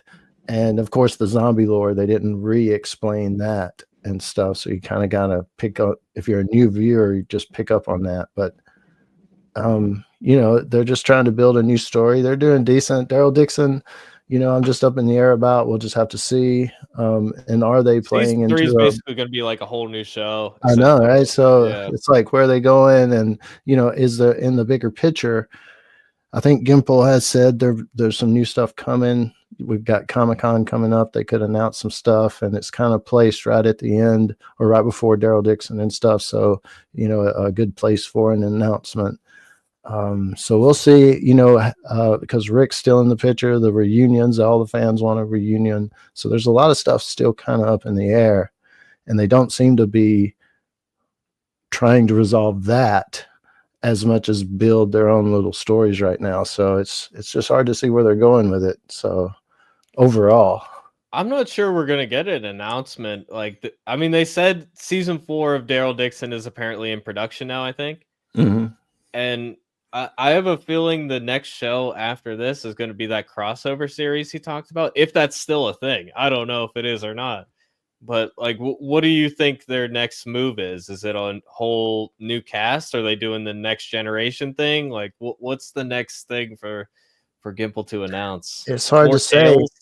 Yeah, it's hard to say. It could be a Tales thing, you know, and I'm thinking it might be a single off type thing and not something, you know, we're actually looking for or thinking that it might be. Yeah. But, you know, you just got to look at all the actors and what they usually do, the budgets, and, you know, they're probably not going to bring everyone back together. If there's reunions, it'll be here and there and stuff like that. So they don't have to get all the actors together. Everybody wants a season 12. There'll never be a season 12 per se, you know, so there's some things we're just not going to get. But it does kind of make you wonder where the whole big story's going, where he is taking it, because right now it's just these spin-offs and their single stories. Yeah, I used to think they were all connected and it was all like a big arc and it was going to end with a big crossover series and that was going to be it. I think we all thought that. Yeah. But it's just now it just seems like they're all just separate stories and it's like, where's the momentum? Where are we going with this? And, you know, it's hard to picture. We were supposed to have more. It was called More Tales of the Walking Dead, and it was going to be like the miniseries. Yeah, and that might be announced or something. We haven't heard from it.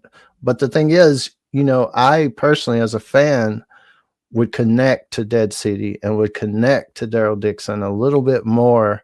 Not that if you would weave more characters or weave more of the old story, that's fine. Just let me know what the hell's going on in the bigger picture. You know, don't make me wonder and theorize to the point that I can't really enjoy Dead City because it's weird to know that Rick's been back for years and the CRM had helicopters flying supplies everywhere, and this big, huge community, Civic Republic, could have helped New Babylon. What's Yeah. the connection with everything? It just makes big time fans question the bigger picture to the point it's hard to sometimes enjoy the story they're presenting because we just lost a little bit. Yeah. And back when I thought like Dead City and Daryl Dixon were going to have CRM connections, I was looking for little things everywhere. And I was like, oh, look, I think this person's actually involved with them and this person. But now that's not a thing. It is that open question you're talking about.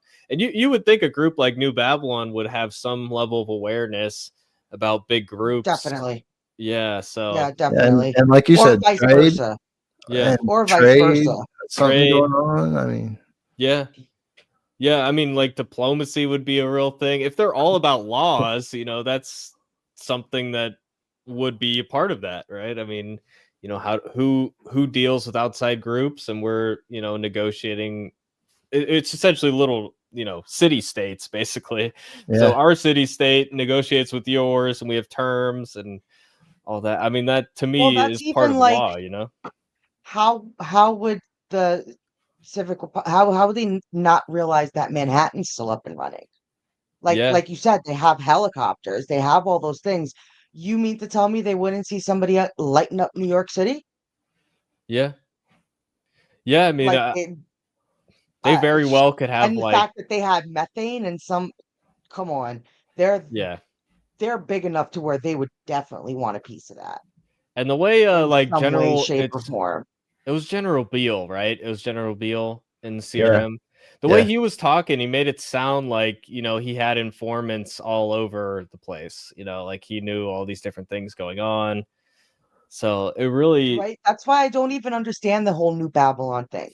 They could yeah. have just 86 them all together and just made it, the Civic Republic. Yeah, And like that would I have made kind more of sense to me. like I thought in season 1, like maybe the governor, like her whole agenda is she wants this methane because she made a deal with the CRM that they got to shut down this Manhattan thing. I had all these connections worked out in my Right? mind of like how Like it might that would work. have been the connection. That Yeah. would have been the perfect way to connect this to death. Now I'm still bringing in Daryl show, seeing that it's overseas. I don't know how you would be able to make a that nice little triangle connection with that between Rick and Michonne show and then have the CRM be the link to the old kind of world, let's call it, and then you branch out into these new worlds, but putting him overseas, It kind that's of had gonna that be a little difficult. the zombie experiment connection was there, right? That's what I thought it was. But they threw it away. Yeah. They really just threw it away. Yeah, they There's retconned. like no mention of it at this Yeah. point. You heard one thing about Jenner in like the beginning, and Which was so you kind of cool. got Like seeing Jenner again. it was So much missed so potential. yeah. Yeah. Are But you seeing like low viewership for this season of Dead City, or how's your channel doing with? Oh yeah, just The Walking Dead in general. But yeah, just little by little, it's definitely if it was a chart, it's going down, and it has been for a while, and it's still going down.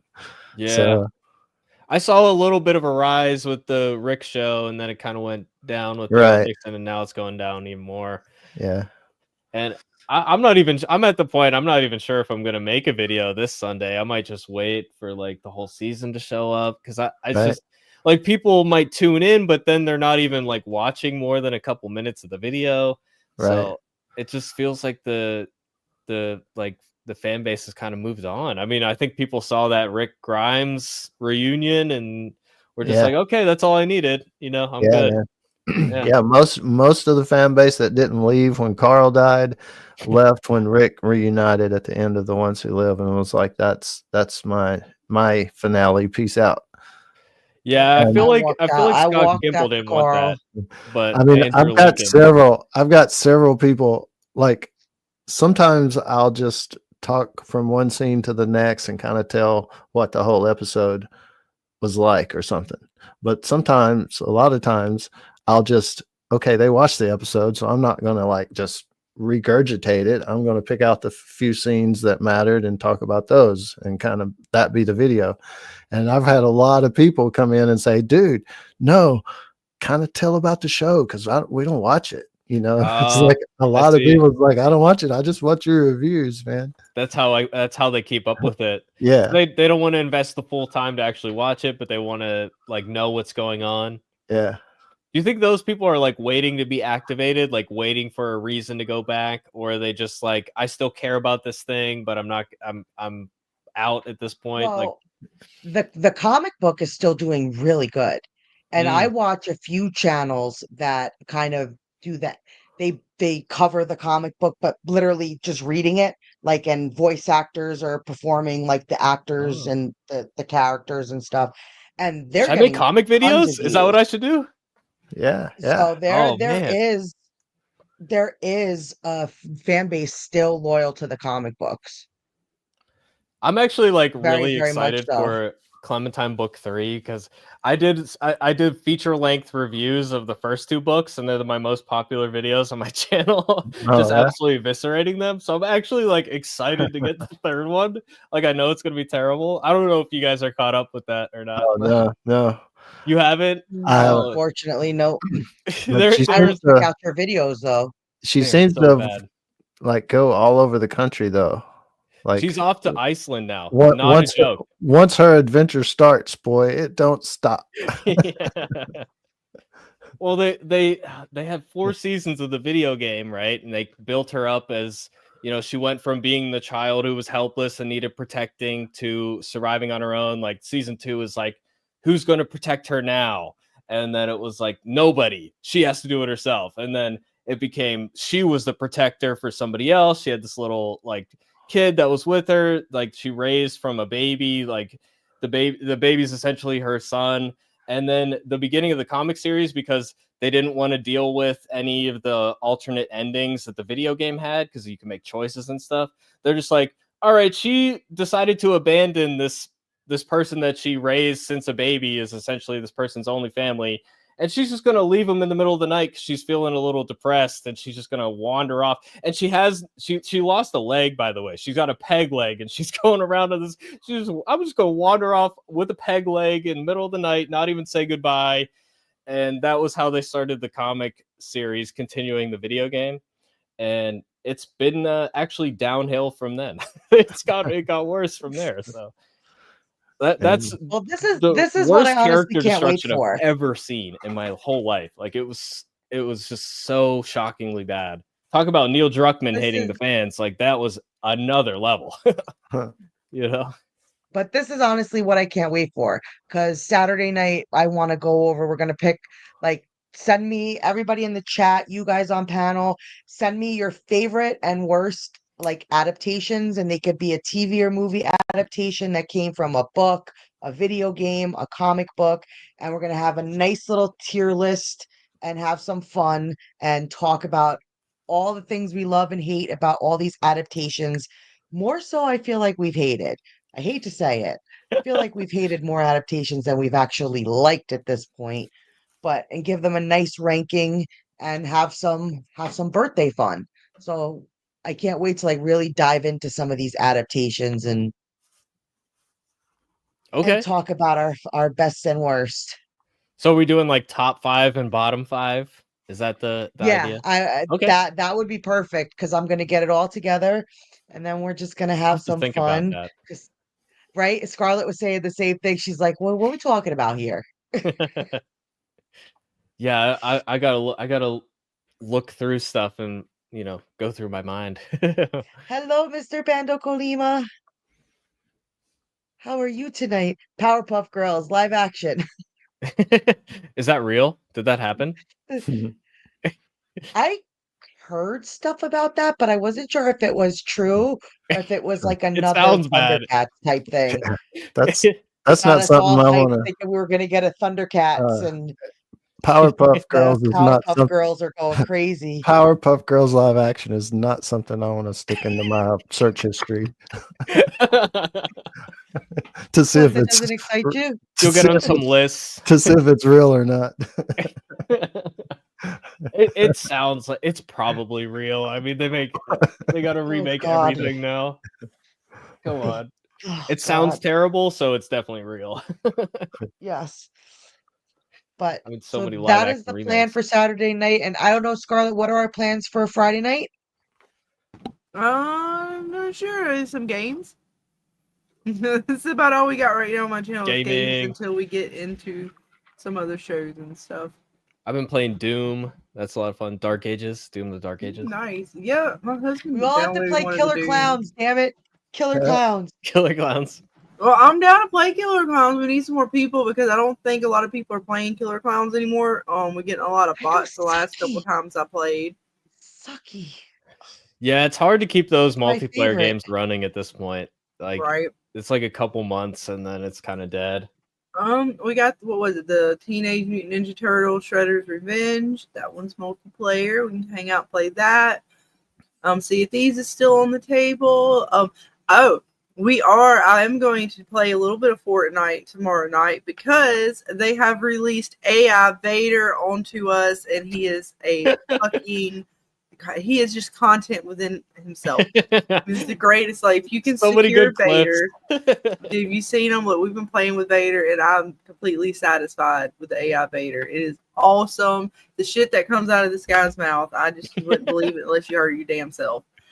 But They're getting yeah, sued over that now. Have you heard about that? I didn't know. I have not. Are they? Yes, SAG-AFTRA, the like Screen Actors Guild, is suing them for that because Oh shit! SAG is actually on strike with video games right now over AI stuff specifically. So this is like the thing that they don't want to happen. So yeah. Oh shit! And it's pretty wild. Like on me and some folks that I play with, Rising and some of the guys. Like, I was like, dude, we gotta test out how far they went with this AI, right? Because we think, and we've been trying to test it out. We think it legit remembers like your character, like just remember shit that you've said from game to game. Not completely sure. I mean, like I said, I'm not sure, but it seems like it does. That's and then on top of that, I think we were able to control him. Like, we're still trying to test that shit out. But like, I seen somebody else today. I was watching some videos, and he was like asking Vader, like, do you sense the enemy around? Where is the enemy? And he's like legit giving away where the enemy's at. The guy was able to find, and like he won the fucking match.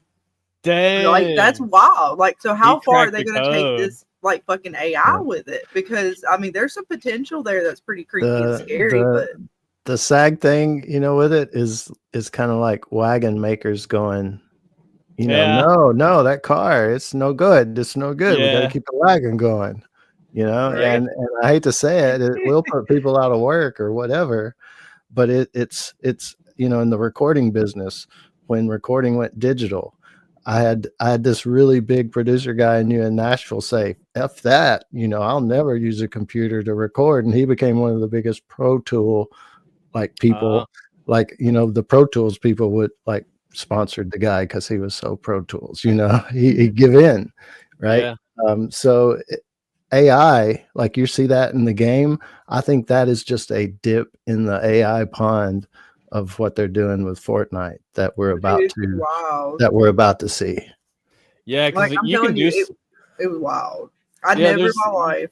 You can't have somebody like come up with new unique dialogue specific to this player that you're talking to currently, responding to you in real time without AI. So it's not like it's replacing it. When it gets to the point where it's replacing actors, I can understand, but this is like a novelty thing where like it's doing something that you can't do with a real person, you know? Right. That's what's exciting to me about it. Like, it was really, I mean, I see, of course, there's people who are playing with it and they're doing something, little nefarious things, trying to get it to say stupid things and stuff like that.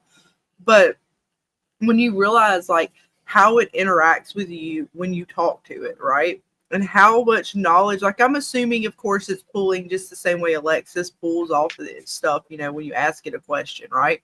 I'm assuming it's probably more advanced than that, but at least, you know, just that it's pulling from something like that, right? But again, you're talking to it, and it's a quick response. It's responding to you so fast that even though it is going probably through data in that way or going through information like that, it still just baffles the brain because it's interacting with you. And it's interacting with the game while doing all this. And it's doing it on multiple servers. Like, this is going on, on every game that's going on. And it's just, I don't know what it is about it, but I was so interested in it to see how far they took it.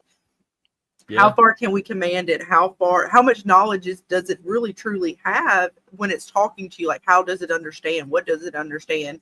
Because we've seen these other AI models that you go in, some of the first ones, right, where you go in, you kind of talk to it, kind of like the Chat GPT and stuff, and it gives you some answers. It's kind of funny and all that goofy shit. But this is, it's very calculated. And like I said, the fact that it knew where the players were, and you could, like, you call out the name of the player, right? Like, you're able to figure out who the player's now. Like, I'm wondering, how far does this shit go?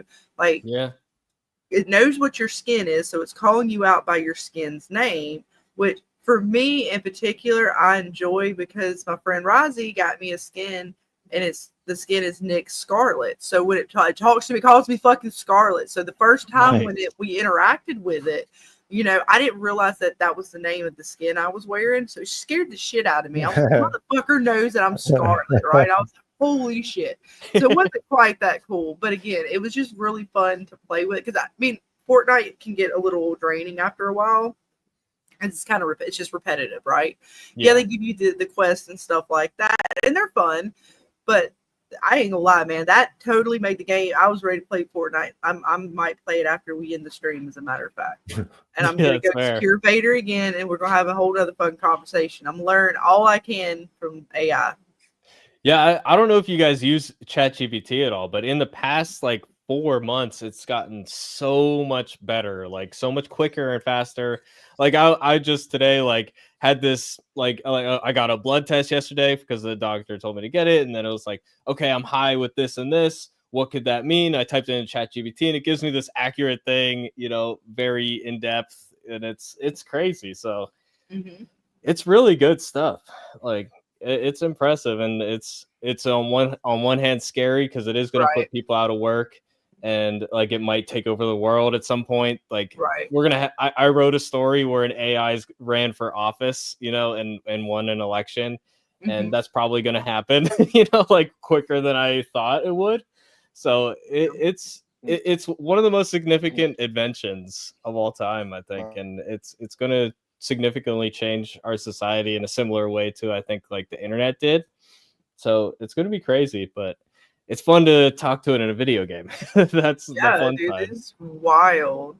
And the potential of that, like, and I agree with you. It's scary because it could go in the wrong hands. Using the technology it can always be a disaster. But the potential, like, even just on that game level, right? Like, not world domination or anything like real superior or anything crazy, but just like the entertainment level of that, right? As a video game player, to be able to interact with the game on that level, it's actually kind of crazy. It's wild. Like, it adds a whole nother layer to the game, and the potential of what they did with Vader. And it's such a small thing right now. The potential of that, to be able to interact with games like BioShock and other stuff like that, to be able to really interact with, like, side characters in a game where you're having, like, a full-on conversation with them or something. Like, it just adds that more realism to the game. That's going to be like, then add the VR tech onto that, and all these other things that they've kind of done. I mean, we're just one step away from Ready Player One. We're getting there. Yeah. Like, in the past, you kind of think of it, we're going into a different era, and in the past era was, if you look at it from a coding aspect, it was a bunch of if then statements. If this happens, then this happens. And there's just so much you could put into something. But now we're moving into the era of AI, which is anything's possible. I mean, what you see as Vader in the near future will be an entire game, will be that you can interact with everything in the game, so much more. So the story could be changed, right? So, like, the stories are pretty set most of the games we play, because you might get like a variant of the story because you picked a different option.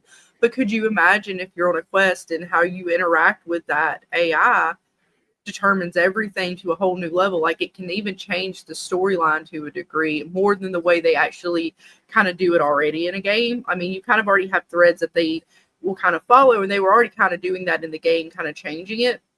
But yeah, that AI is going to take that to a whole nother level of being able to have like your own story, so to speak, your own experience in a game, right? Because this one company, like I'm sure one company, is controlling the Darth Vader almost kind of in its own thing inside Fortnite, the whole AI system. There's a company that just released a game engine, not released it, but released some of like video of what they're about to release, a game engine. And it's a game that, like you saying, Scarlet, it creates the world as you go. Mm-hmm. So there's not a 3D person creating the world. There's nothing. It's all AI, and it's created as you play. And it's I'm sure some prompt will get you going.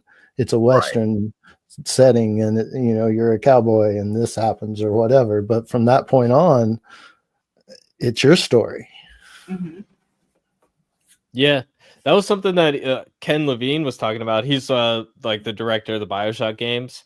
When they shut down his old company, Irrational Games, and changed it into Ghost Story, he did a speech at some game developers conference, and at that time, he was talking about like creating the game world and all. Here's the different factions, but not giving you a main quest and just saying, here, you're in the story now, and just go and you decide what to do. So if he applied that concept now with AI technology where it is, he can actually make that happen. Whereas that was like not really possible before. So. And that's what he was doing with Judas. Judas was supposed to be kind of that next wave of sort of your own game experience within a world, or story. We'll see how it turns out. I have a feeling it's going to be more streamlined than that, but we'll see. I mean, that was sort of like what they were when I first started hearing about the game. It was supposed to be kind of like, well, because like BioShock, you usually get like one of two endings, and even though you kind of get you get a little bit of choice, there's really not much of a choice in most games. Like I said, you don't get much of a choice. Judas is supposed to be a little bit more open than that. There's still, how did he refer to it? It's kind of like Lego blocks, so to speak, or something like because again, you don't have the AI, so you still have to have pre-made statements, predetermined outcomes, depending on these you only get so many selections kind of thing. But it was supposed to open it up a little bit more so that every gamer's experience, when you play through it, the ending and how you play through it is going to be slightly different. So I like you're saying, that if he combines sort of his own way, the path he's already going with his games, somebody like that with this technology, oh God, man, I can't even imagine how the games are going to be in the future. We are going to get a reckoning though with copyright law because it hasn't caught up yet. I know it's coming. There's going to be. I think the most likely outcome is that whatever they train the AI on has to be approved by the person who made that thing, or it has to be public domain. So like whatever they train it on, the person, like if you take a painting that somebody made and then train an AI to replicate that, you have to pay the original artist based on like whatever income you get. I'm thinking that's the most likely outcome of all this, and that will definitely make it more difficult. But it's man, I was hoping we could just train AI like we train humans, right? But they're smarter, so they learn faster and able to kind of do it. So like instead of just saying, okay, well, here is Picasso, recreate Picasso, we say, okay, here's how to paint, here is how to do this is, I know I don't know how that might be the move. Yeah. But then that way AI is producing its own work based off of your prompt and its own knowledge of art, not its, replicating of art, but it's actual learned knowledge of art. Same way we learn art, right? Because do we not replicate art that we see? Yeah. Do we not use that in our own art? Again, that goes back to, and I've had this conversation before when it comes to AI. Like, we already do what they're saying AI is going to do when it comes to copyright. We already do that anyways. There's nothing original out there that I have seen. Very few very few original, if any, original ideas that are not something that is based off something that somebody else created. I don't care if it's music, games, whatever, right? Because you already got what is it, Pokemon going after Power World? But then again, Pokemon's game, their mechanics, the game mechanics are not their own, right? They came from another game. They just, changed it enough to fucking be able, or whatever they did to be able to say they can claim it. But now they're trying to say, Power World, you went too far. So that battle's already there regardless of AI. Power World, See, I I think there is heard- an argument that it is kind of a ripoff. I heard the whole thing between Pokemon and Power World was that Pokemon was saying that they had patent on the mechanics.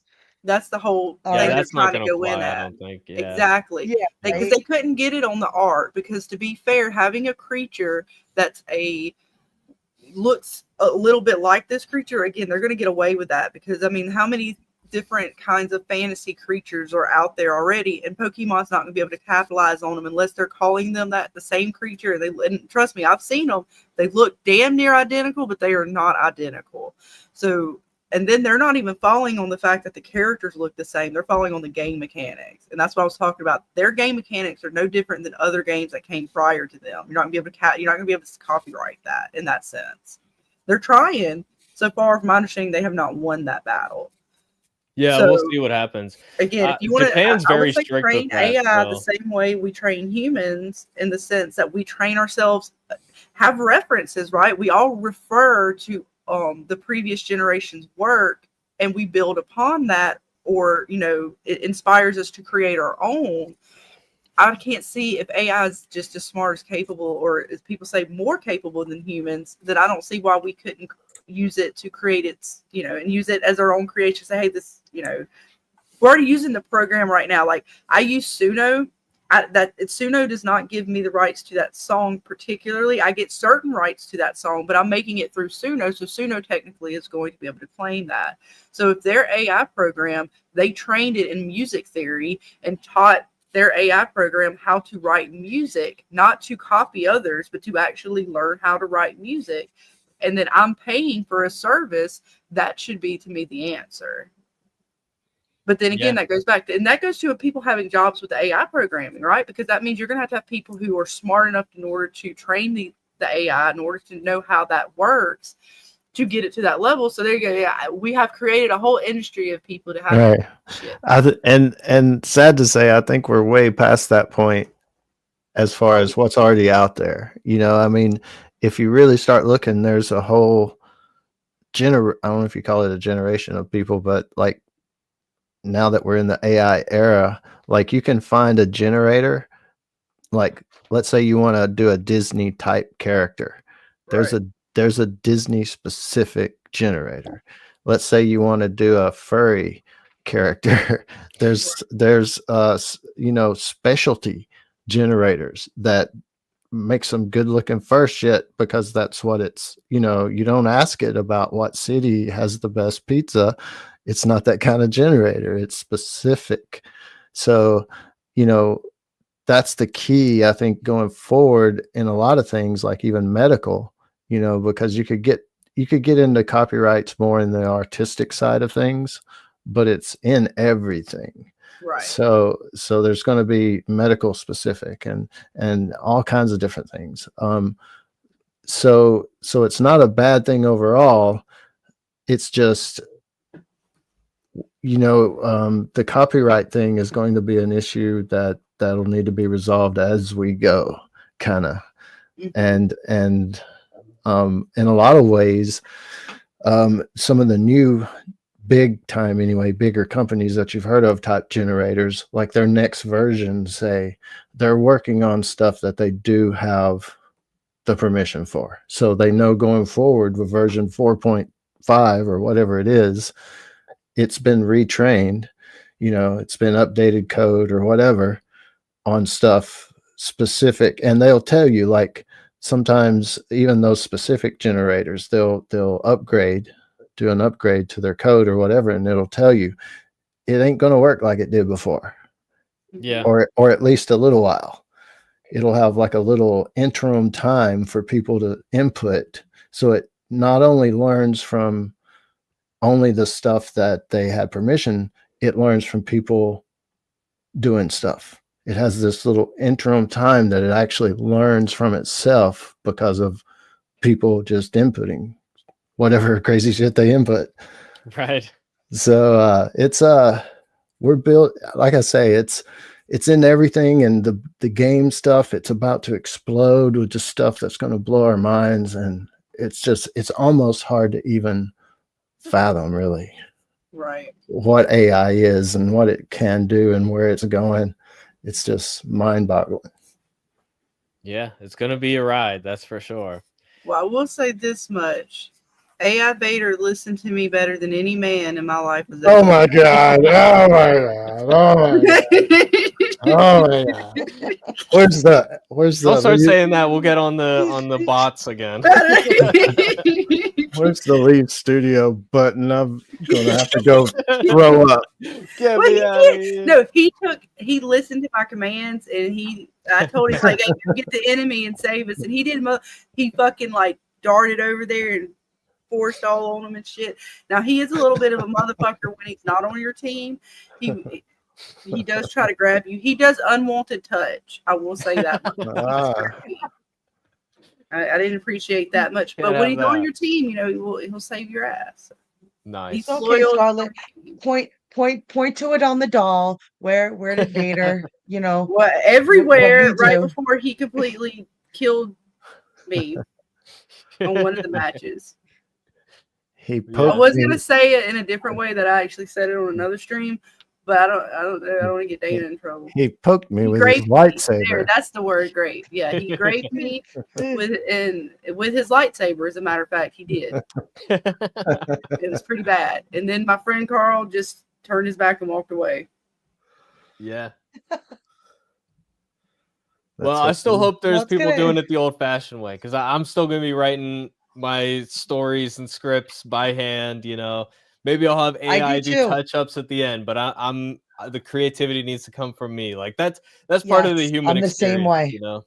Yeah. Oh yeah. I'm the same exact way. And I'm sure our generation will die out sooner or later, but you know, that's just the way what we know, you know, Right. doing it ourselves. I think we will lose something along the way. Oh yeah. So it's gonna be a shame. And it's kind of like, as I've been like watching shows like this, I feel like we used to get shows that were written by people that had like life experience to draw from. And now we're getting shows that are written by people that watch those shows of people that had life experience, so they try to replicate that. And now we're going to have AI trying to replicate people replicating people that had life experience, you know? And it's just going to be like layers of... And think about it. Think about us as far as our generation, maybe not Brian, because he's such a young fella. I'm a young buck. We were used to just a few channels, and then suddenly cable, then suddenly streaming, then suddenly more streaming, then suddenly more streaming, and then the internet, unlimited streaming everywhere. AI is about to quadruple that feeling of overwhelming everything, and it's going to be crazy. Like, but the next generation is just going to be like brought up in it. Like, I don't understand why everybody's so weird about it. Right. As we all sit in our rocking chairs on the porch. Back in my day. Yeah. Let me tell you. We used to write stories on paper. What's paper? Yeah, exactly. I still do that. In the future, I write by hand. Like the trees in the museum. And the kids are like, "Oh no, you didn't! Shut up! There was no such thing." Yeah, that's not real. There's a Theo Vaughn joke where he was like, "I told my little cousin to use his imagination, and he thought it was an app." That's real. That is really gonna happen. That is for real. Yeah, imagination, the app. Tell me what. I know they will. Yeah, they probably already have it. They already have that AI in YouTube. I don't know, you guys have ever? Yeah, the summarizing. I use it sometimes, like when it's clickbait title and it's a 30-minute video, and I don't want to sit through to find out the answer to the title. I will ask the AI. Well, I mean, even in your dashboard, like me as a creator, I can. Oh yeah, the inspiration. Yeah, inspiration tab. Yeah. They have some good ideas, not gonna lie. Yeah, they pull it together. Yeah, I go on It'll there get and it's better just, over time.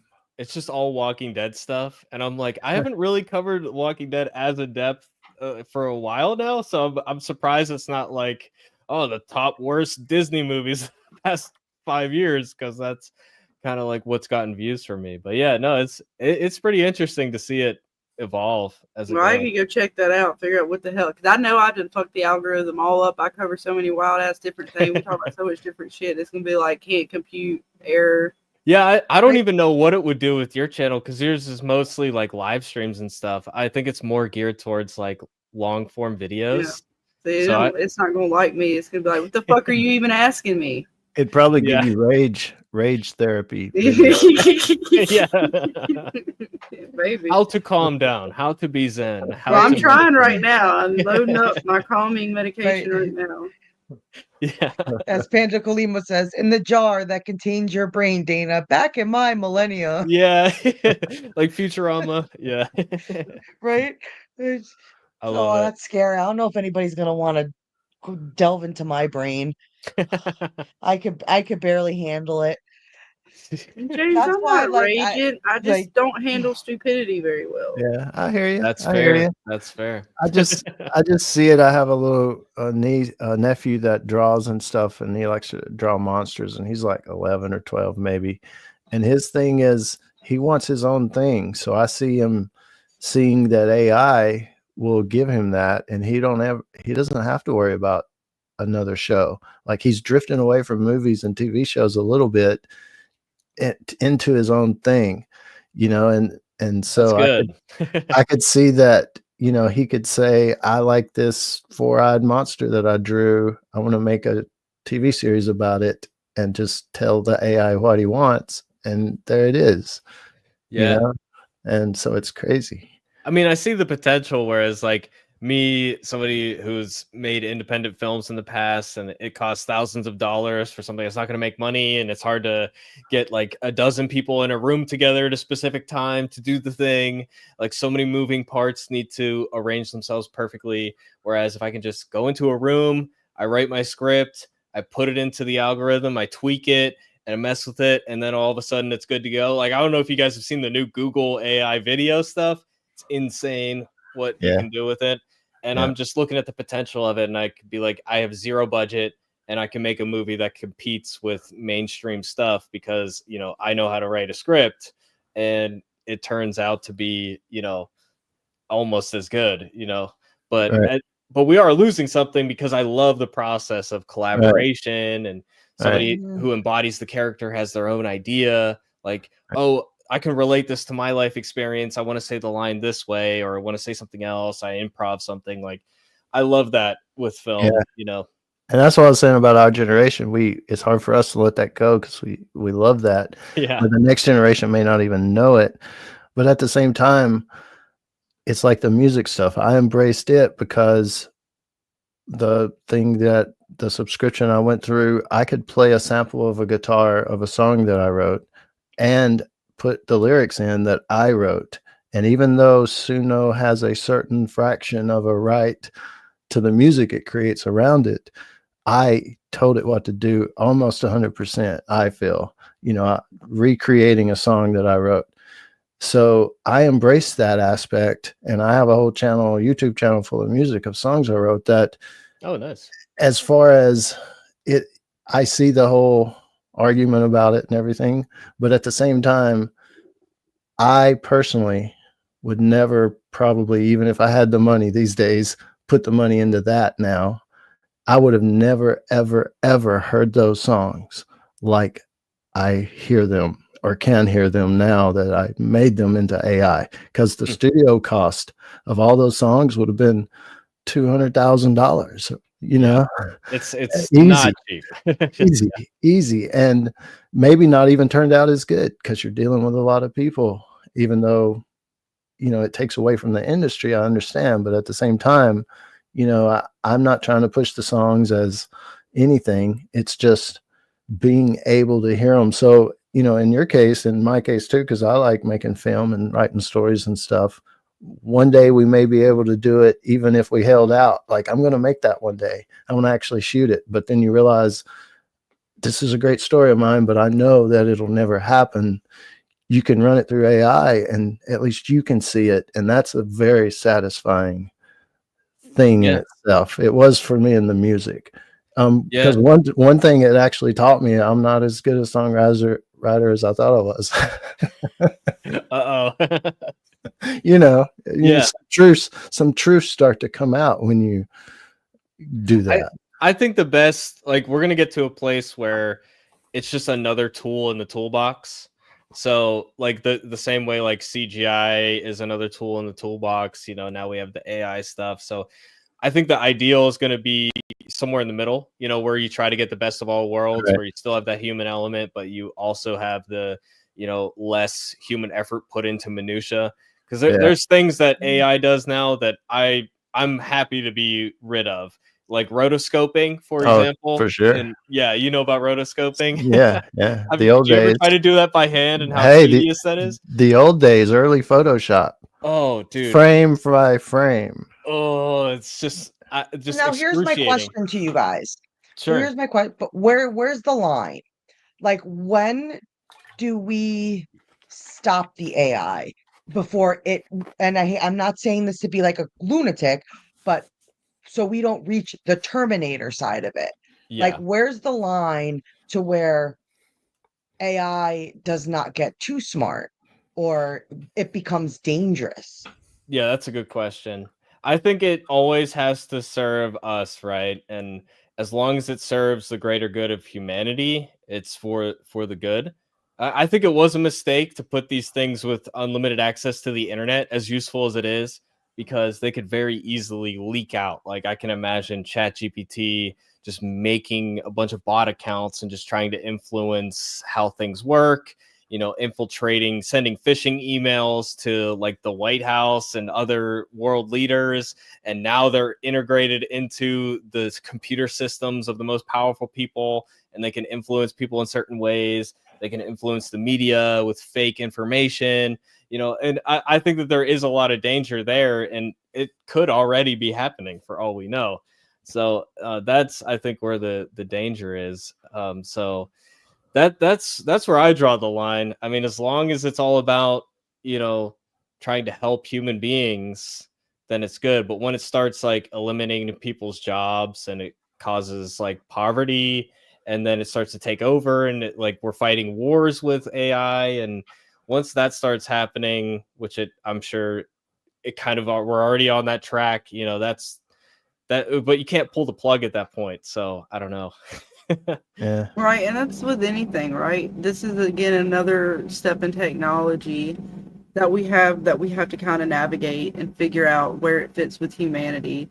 Just like with anything that we've had, science, anything that we've had turns military, turns bad. We'll have it has for the greater good of humanity, military or whatever gets their hands on it, war, everything else ensues. Like, you guys see War Games? Yeah. The movie War Games. You ever see that? Yeah. Mm-hmm. Yeah. And we have like almost like 80 years of science fiction telling us not to do what we are currently doing. So, right. But In order for us to advance past our own planet, and I'm not saying AI is the way to go about it, but again, the technology has to be developed in order, because we're not. All right, well, first, if we're going to survive as a human species, I don't think it's going to be, as much as I do love our planet, and I'm not saying it's going to happen tomorrow, next year, 100 years, 1,000 years. I don't know when it's going to happen, but let's just say that humanity survives the point of our planet's existence, that at some point our particular, our sun may not, it's not going to last forever. There's just certain things that don't last forever, but humanity could possibly last past our planet. Like, that's still a possibility. I'm not saying like from we global have to warming. do it. I would go far enough to say we have to do that. Like, so the technology has to develop from somewhere, and even science fiction, as much as telling us not to go down this track, it's also telling us to go down this track, right? Because stuff like Halo, even though yes, there's some bad things about that, but they have the AI. That's what Cortana is, and it's very helpful and useful to them in order for them to do things they need to do. And it's just one of the technologies that we have, along with so many other things that we're developing in order to get us past you know, if our planet goes extinct for whatever reason, it's not Mm. just human made. Like our planet will eventually Asteroid. die, right? Yeah. There's Yeah. something's going to happen eventually, and let's just say our planet gets past all of the factors, but then we have our sun. You know, once our sun goes out, sorry, it's game over for everything around us. Like that's just, it is what it is. Nothing lasts forever to a degree, but we can somewhat last for a long time. But we're going to have to develop a way to do that. Yeah. AI is one of those ways. It's going to come with its Star downfalls. Trek, they talk to the spaceship. Right? Like it's Yeah. just one of the things. So, yeah, it sucks that there is always that sort of evil side of humanity that, if allowed to, it'll take AI to a point that's not good for us, right? Just like anything else. But that I always hate to think that scares us away from the future, because going back, it's not the way either. Like, yeah, we always just with caution.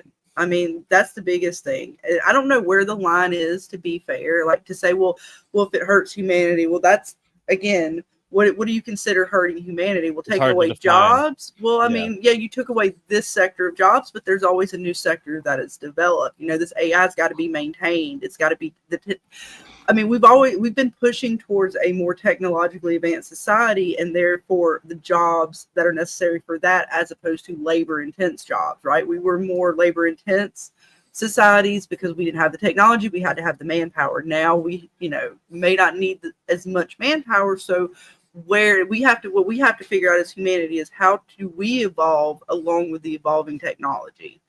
Yeah. We don't need to let ourselves sort of get pushed to the side while we're developing this technology. How do we continue to stay, you know, with the technology, integrated with it, and even, you know, ahead of it? Like, we should always be ahead of the technology in some ways while we're developing it. If we let the technology surpass us and our intellect and our way of doing things, like, because we can still be smarter than the AI. I still think that is a possibility. AI is collectively smart, but we're collectively smart too. We forget, like, we get so scared that we think that we're just going to completely fail. And that, of course, that's what we're going to do. We're going to fail. So you don't be We're scared. gonna fail and we're gonna succeed. You know, it's You know, not you one just or got the to other. kind of like, well, Yeah. you know, I don't know. I don't want people to be completely scared of AI. I do want us to be cautious. I just don't want us to give up something because of fear. Yeah, I mean, like, Yeah, well- as a species, we need progress. We can't be like, we have to have something to look forward to and to aspire to. So if we like Yeah. let fear stop us from doing anything, we're just gonna stagnate. And yeah, that's not a way to live, you know. No, So well, I Pandi agree. Kalima says, I think the fear of AI is a little overblown because you will always have an AI/program that tells you when something is, say, fake or manufactured. Yin yang action, counter reaction, T1000 bad, T800 good. That is a good point. Like, there will be, like, the truth is out there if you want to find it. The problem is with the internet, like, a lie that somebody makes up on Twitter spreads throughout the world, to the point where, like, a lot of people that read that believe it, and then they don't do the follow-up. There are people that still believe things that are untrue. So it's a problem, you know, because the lie travels around the world while the truth, you know, hasn't put its belt on yet, or whatever Well, that's the been phrase true is, before AI, though, Yeah. right? Oh, I mean, yeah, that's just 100%. gossip. I mean, And that's just straight gossip, and that's that's the people human never problem. wanting to. Yeah, that's the Yes, human problem. exactly. That's, And people scared of AI, you know, a lot of people think it's like more like the Terminator, where it was just one thing. AI is this one thing, but AI is not one thing. It's a million zillion different things. And the whole thing behind all of those are humans. So the Yep. bad element in either case right. is It's the always bad human, you know, Exactly. not necessarily the AI Program. itself. And Right, the gun's centralized not control, bad. right? Like, The gun's not Because- bad. It's the Because human it could behind be, it, and it right? might not even be military something takeover. It could be some private entity with AI Right. that maybe even developed it a little bit farther than, you know, we know about. BlackRock. And well, just develop some type of virus Bless you, Scarlet. Bless you. or way Oh, to. Have you guys ever saw V? Yeah. I saw a little bit of the not remake the- show. I don't. Yeah. not the alien one. The guy that wore the mask. V for Vendetta. Oh, V for Vendetta. Yeah. Yeah. V for Okay, Vendetta. I yeah. couldn't think of the whole title. I don't think I've seen it, but I know about it. Yeah. So they a drug company manufactured a plague, pretty much, to boost their sales, that kind of thing. So it's an end of the world thing to help the corporation, right? Or like And, the Fallout show at something yeah, similar. and I could was see, just popped in my head. yeah, I was thinking, and I could see that that could be something as far as what you should be scared of with AI is something like a bad player comes Right. into comes into, because not only can it tell you what to make as a plague probably, but how to play it out. Step 1, do this. Step 2, do this. And you could input to the AI live, and it could give you live feedback on how to change up your strategy to as you go. I mean, so that's, oh man, but could you imagine there's still a bad, there's still a Vader, what do human I do behind that. next? Yeah, there's still He a human calculates behind the that somewhere. scene and shit. Like, that's fucked up. Yeah. Like, AI, what's my Fortnite opponent's IP address? Well, I want to pay him could a you visit. imagine though, like what James is saying, like as far as a real life scenario though, bad players. And I'm not trying to say I don't want AI, I do want it, but that is kind of wild to think, like, if you did have a version of AI like a damn GPS system, but instead it's your it's your little wristwatch and you communicate with it and you're like, hey, scan the room while you're doing something nefarious. How, like, I'm robbing a bank, right? Oh yeah. How many guards are located in the proximity? How many cameras? Where are the cameras angled? And your little gadget on your arm, kind of like the Fallout thing they got on their arm, just pops up and it's Yeah. And you don't have to know.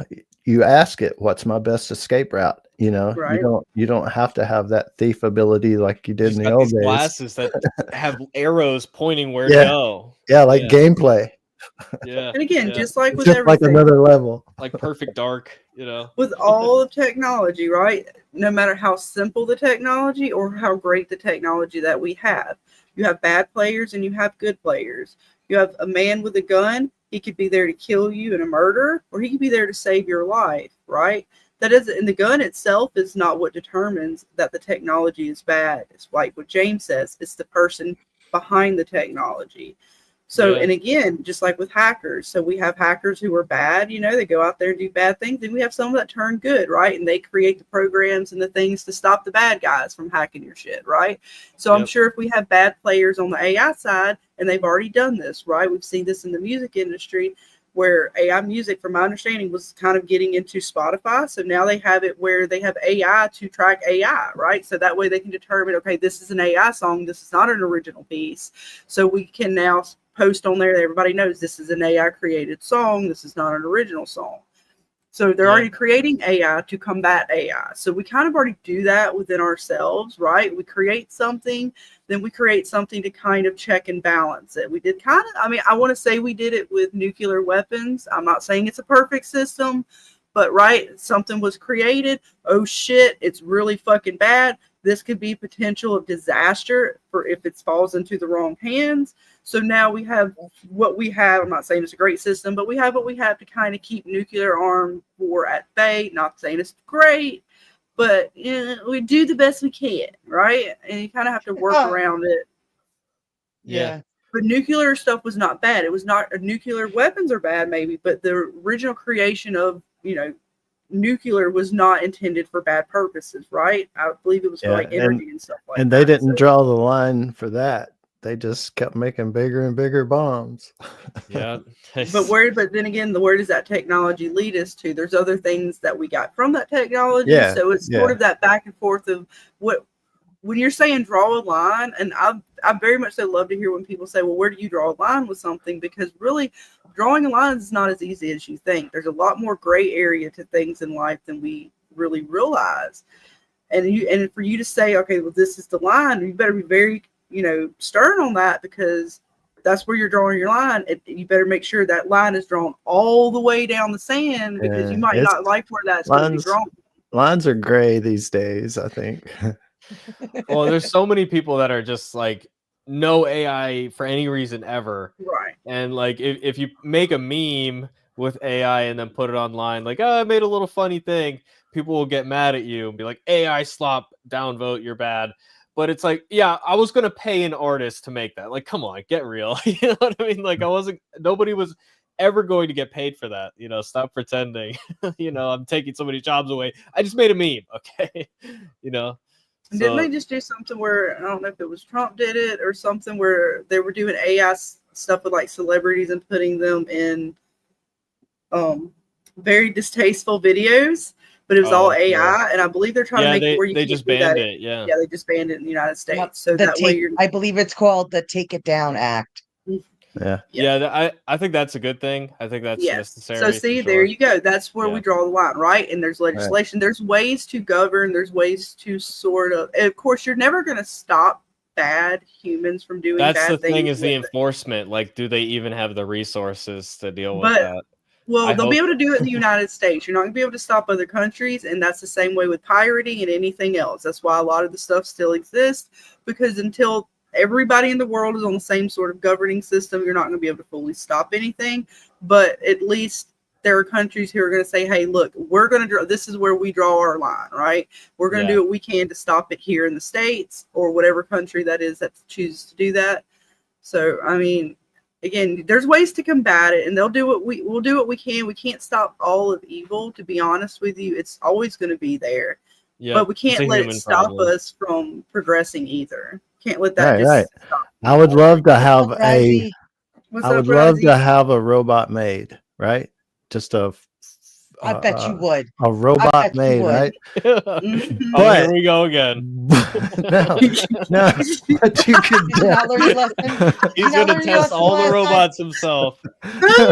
This conversation did not go anywhere good last time. No, but you could download a ninja. A ninja app. It's scaring me that you know all this information. What is the ninja? What is the ninja? Is this a new like special, a ninja app? So you would have. We don't know about. No, you would have protection. It's like a. It's like a robot. A robot that protects you, like a bodyguard. I'm sorry, y'all done got me thinking bad. So now everything. See, it was you guys that mine went into the gutter, not mine. So you got the ninja protection. You started us down this rabbit hole. Damn it! All right, guys, make sure you get the ninja protection with your Maybot. With your Maybot, yeah. See, you start hearing stuff in the news. Joe's maid attacked Ed's maid. They both had the ninja app. Yeah. and the whole neighborhood caught it on their door cam. You need protection using a robot. Very true. He definitely does. Oh my god. You don't. I don't know. See what happens?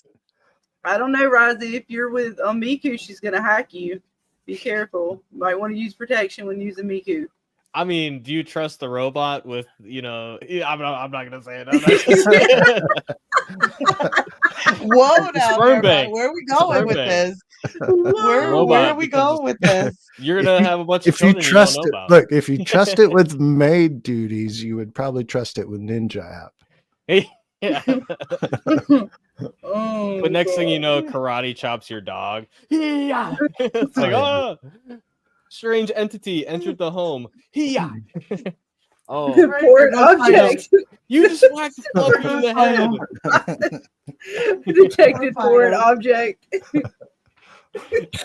So there's a few glitches. There's a few glitches in the software. Yeah. I definitely don't trust it. No way. Never mind. I'm not gonna go down this track. All right. We went way off track from Walking Dead and Last of Us. I'm serious talking about ninja apps, and no. I'll tell Dane about it after the stream. What I was gonna say. Now I'm curious. Sorry, Dana. I know, right? Don't you wish you knew what was going through my head? I wonder sometimes too. I could only just think foreign object has entered. Think sword. Uh-oh. Yeah. Think bot. Oh God. Oh Lord. Yikes. It detected a My weapon. God. Yeah. Oh. Okay. Detected James Samurai sword. Oh, yeah, I said it. Fuck's sake. All right. We need to close this down. Shut it down. Turn Okay. it off before it gets too This is far. what happens. I This didn't is what start it. happens I when you didn't put us start it. together. Okay? It's totally not my fault. What? It's No, James' no. fault. He brought up the Maybot. I Right? should have It's always said. James' fault. He always starts it. I should have said the T See what triple X. happens? The T I triple still think X. it's my fault for bringing up the companion movie that one time. It was Brian. Brian started it way I back. take It's responsibility. all you boys. It's all you boys. Yeah. It's all you boys. Yep, That's it. all Me and my Scarlett fault. are just sitting here all innocent, you know. Our That's Until you're right? chopping off Pearls. swords, that is, you know. Yeah. But no, this was really, really fun tonight. This was For so much sure. fun. Yeah, thanks for And having me on thank you, last Brian, for minute. Like, popping in. Yeah. yeah, for sure. Anytime you wanna pop on, you are always more than welcome. But I know I you're gonna be appreciate it. hanging out with us this Saturday. Yep. So I'm thinking around, we're probably gonna start around 8 o'clock. And Okay. then we'll just have some fun. We'll start doing the tier list. I know anybody who wants to just have some drinks, smoke, whatever you partake in. If nothing and you just want to come and hang out, that's fine too. But I might be having I'm making myself jello shots, people. Nice. I'm not as brave as Scarlet with the whole I have to have liquor that's fruity. I can't taste the liquor. So I thought the best my way to liquor's mask it will be fruity. jello It's just shots. 99, bananas and such. Yeah. But there's fruity. There's fruit flavors there. There's a song in Yep, there somewhere. Yeah, there you and I'm go. excited. I have Get the we have AI some up. Funko Pops. Yes, we have some Funko Pops we're gonna give away. We have some Woo-hoo. from keychains we're gonna give away. Got a lot of We're gonna keychains. we're gonna Nice. just have some fun and and they're in different colors this time, people. He sent me a color array. Like Oh they're yeah. not just your regular gray talismans. They are of the variety of colors and they're pretty cool. I have my talisman because I got on my Oh, keys. That's so Yep, cool. yep. Yes. I put Well, it on we my actually keychain. have ours hanging by the door, and it was actually really funny because somehow it fell off the door. And I looked at my parents were sitting on the couch, and I was like, because my mom, she watches the show. I was like, Ma, our talisman fell. And my dad's like, what the fuck is a talisman? What the fuck is wrong with you people? And I'm like, it keeps out monsters. And he goes, no, it didn't. I'm still here. Oh shit. Got They- him. I was just like, you're right. It doesn't work. James, would you like to read it? No. No. Brian Wait, will do what? it. What am I doing? Women have had their robotic companion for a long time. Yeah. No, that's true. That is true. James, you're evil. I don't know if it counts as I a do not robot know what until you're it starts talking talking about. to you, though. I do not know Now what we you're got to determine referring what is to. a robot. What does that mean? Right? You're gonna have to elaborate a little more Yeah, You know, yeah, for on sure. that. voice activation is great. Yeah, yeah. There you go. What is considered a Hands robot? free. Hands free. Because if you're considering that a robot, men have had their version of things as well. What? Coconuts don't count. No, I'm not saying what it is, but there are things out there that are supposed to be like lady parts, and you can. What? Yeah, they were advertised on Joe Rogan. That's like I remember that. That's like a myth. That's like a myth. It ain't a myth. The fuck, it ain't a. That's like a myth we started. That ain't a. Never mind. You know what? Yeah, fuck you. I know. That's all I'm saying. You think you know that you know that you think you know. Oh. Like, you ain't ever walked into a store before. What? It's a conspiracy around. theory. You're It's full of not real. You seen it in a store? Yeah, a particular kind of store. What else did you see? Things. I disavow. There was a fireworks store across the street. We went there too. Oh, good thing to have across the street. Yeah, I mean, it's like a firework warehouse store across the street from the other store. I mean, you could put up a sign, pop your whistle, and the arrow points both ways. Look, man, it was Oh a my good God. weekend, okay?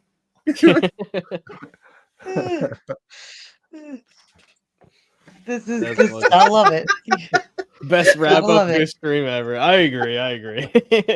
Yes. I know you Went should way wrap off this the up. rails. Like, So 10 yeah, minutes. zombies. You know. No, but yes, I can't wait. I hope everybody comes, hangs out Saturday for my birthday. We're gonna have some fun. I know you guys are gonna be joining us. Some of the D&D players are gonna be joining us. Miguel will be here Awesome. with us online and actually here. I think my cousin Terry's gonna invade the stream.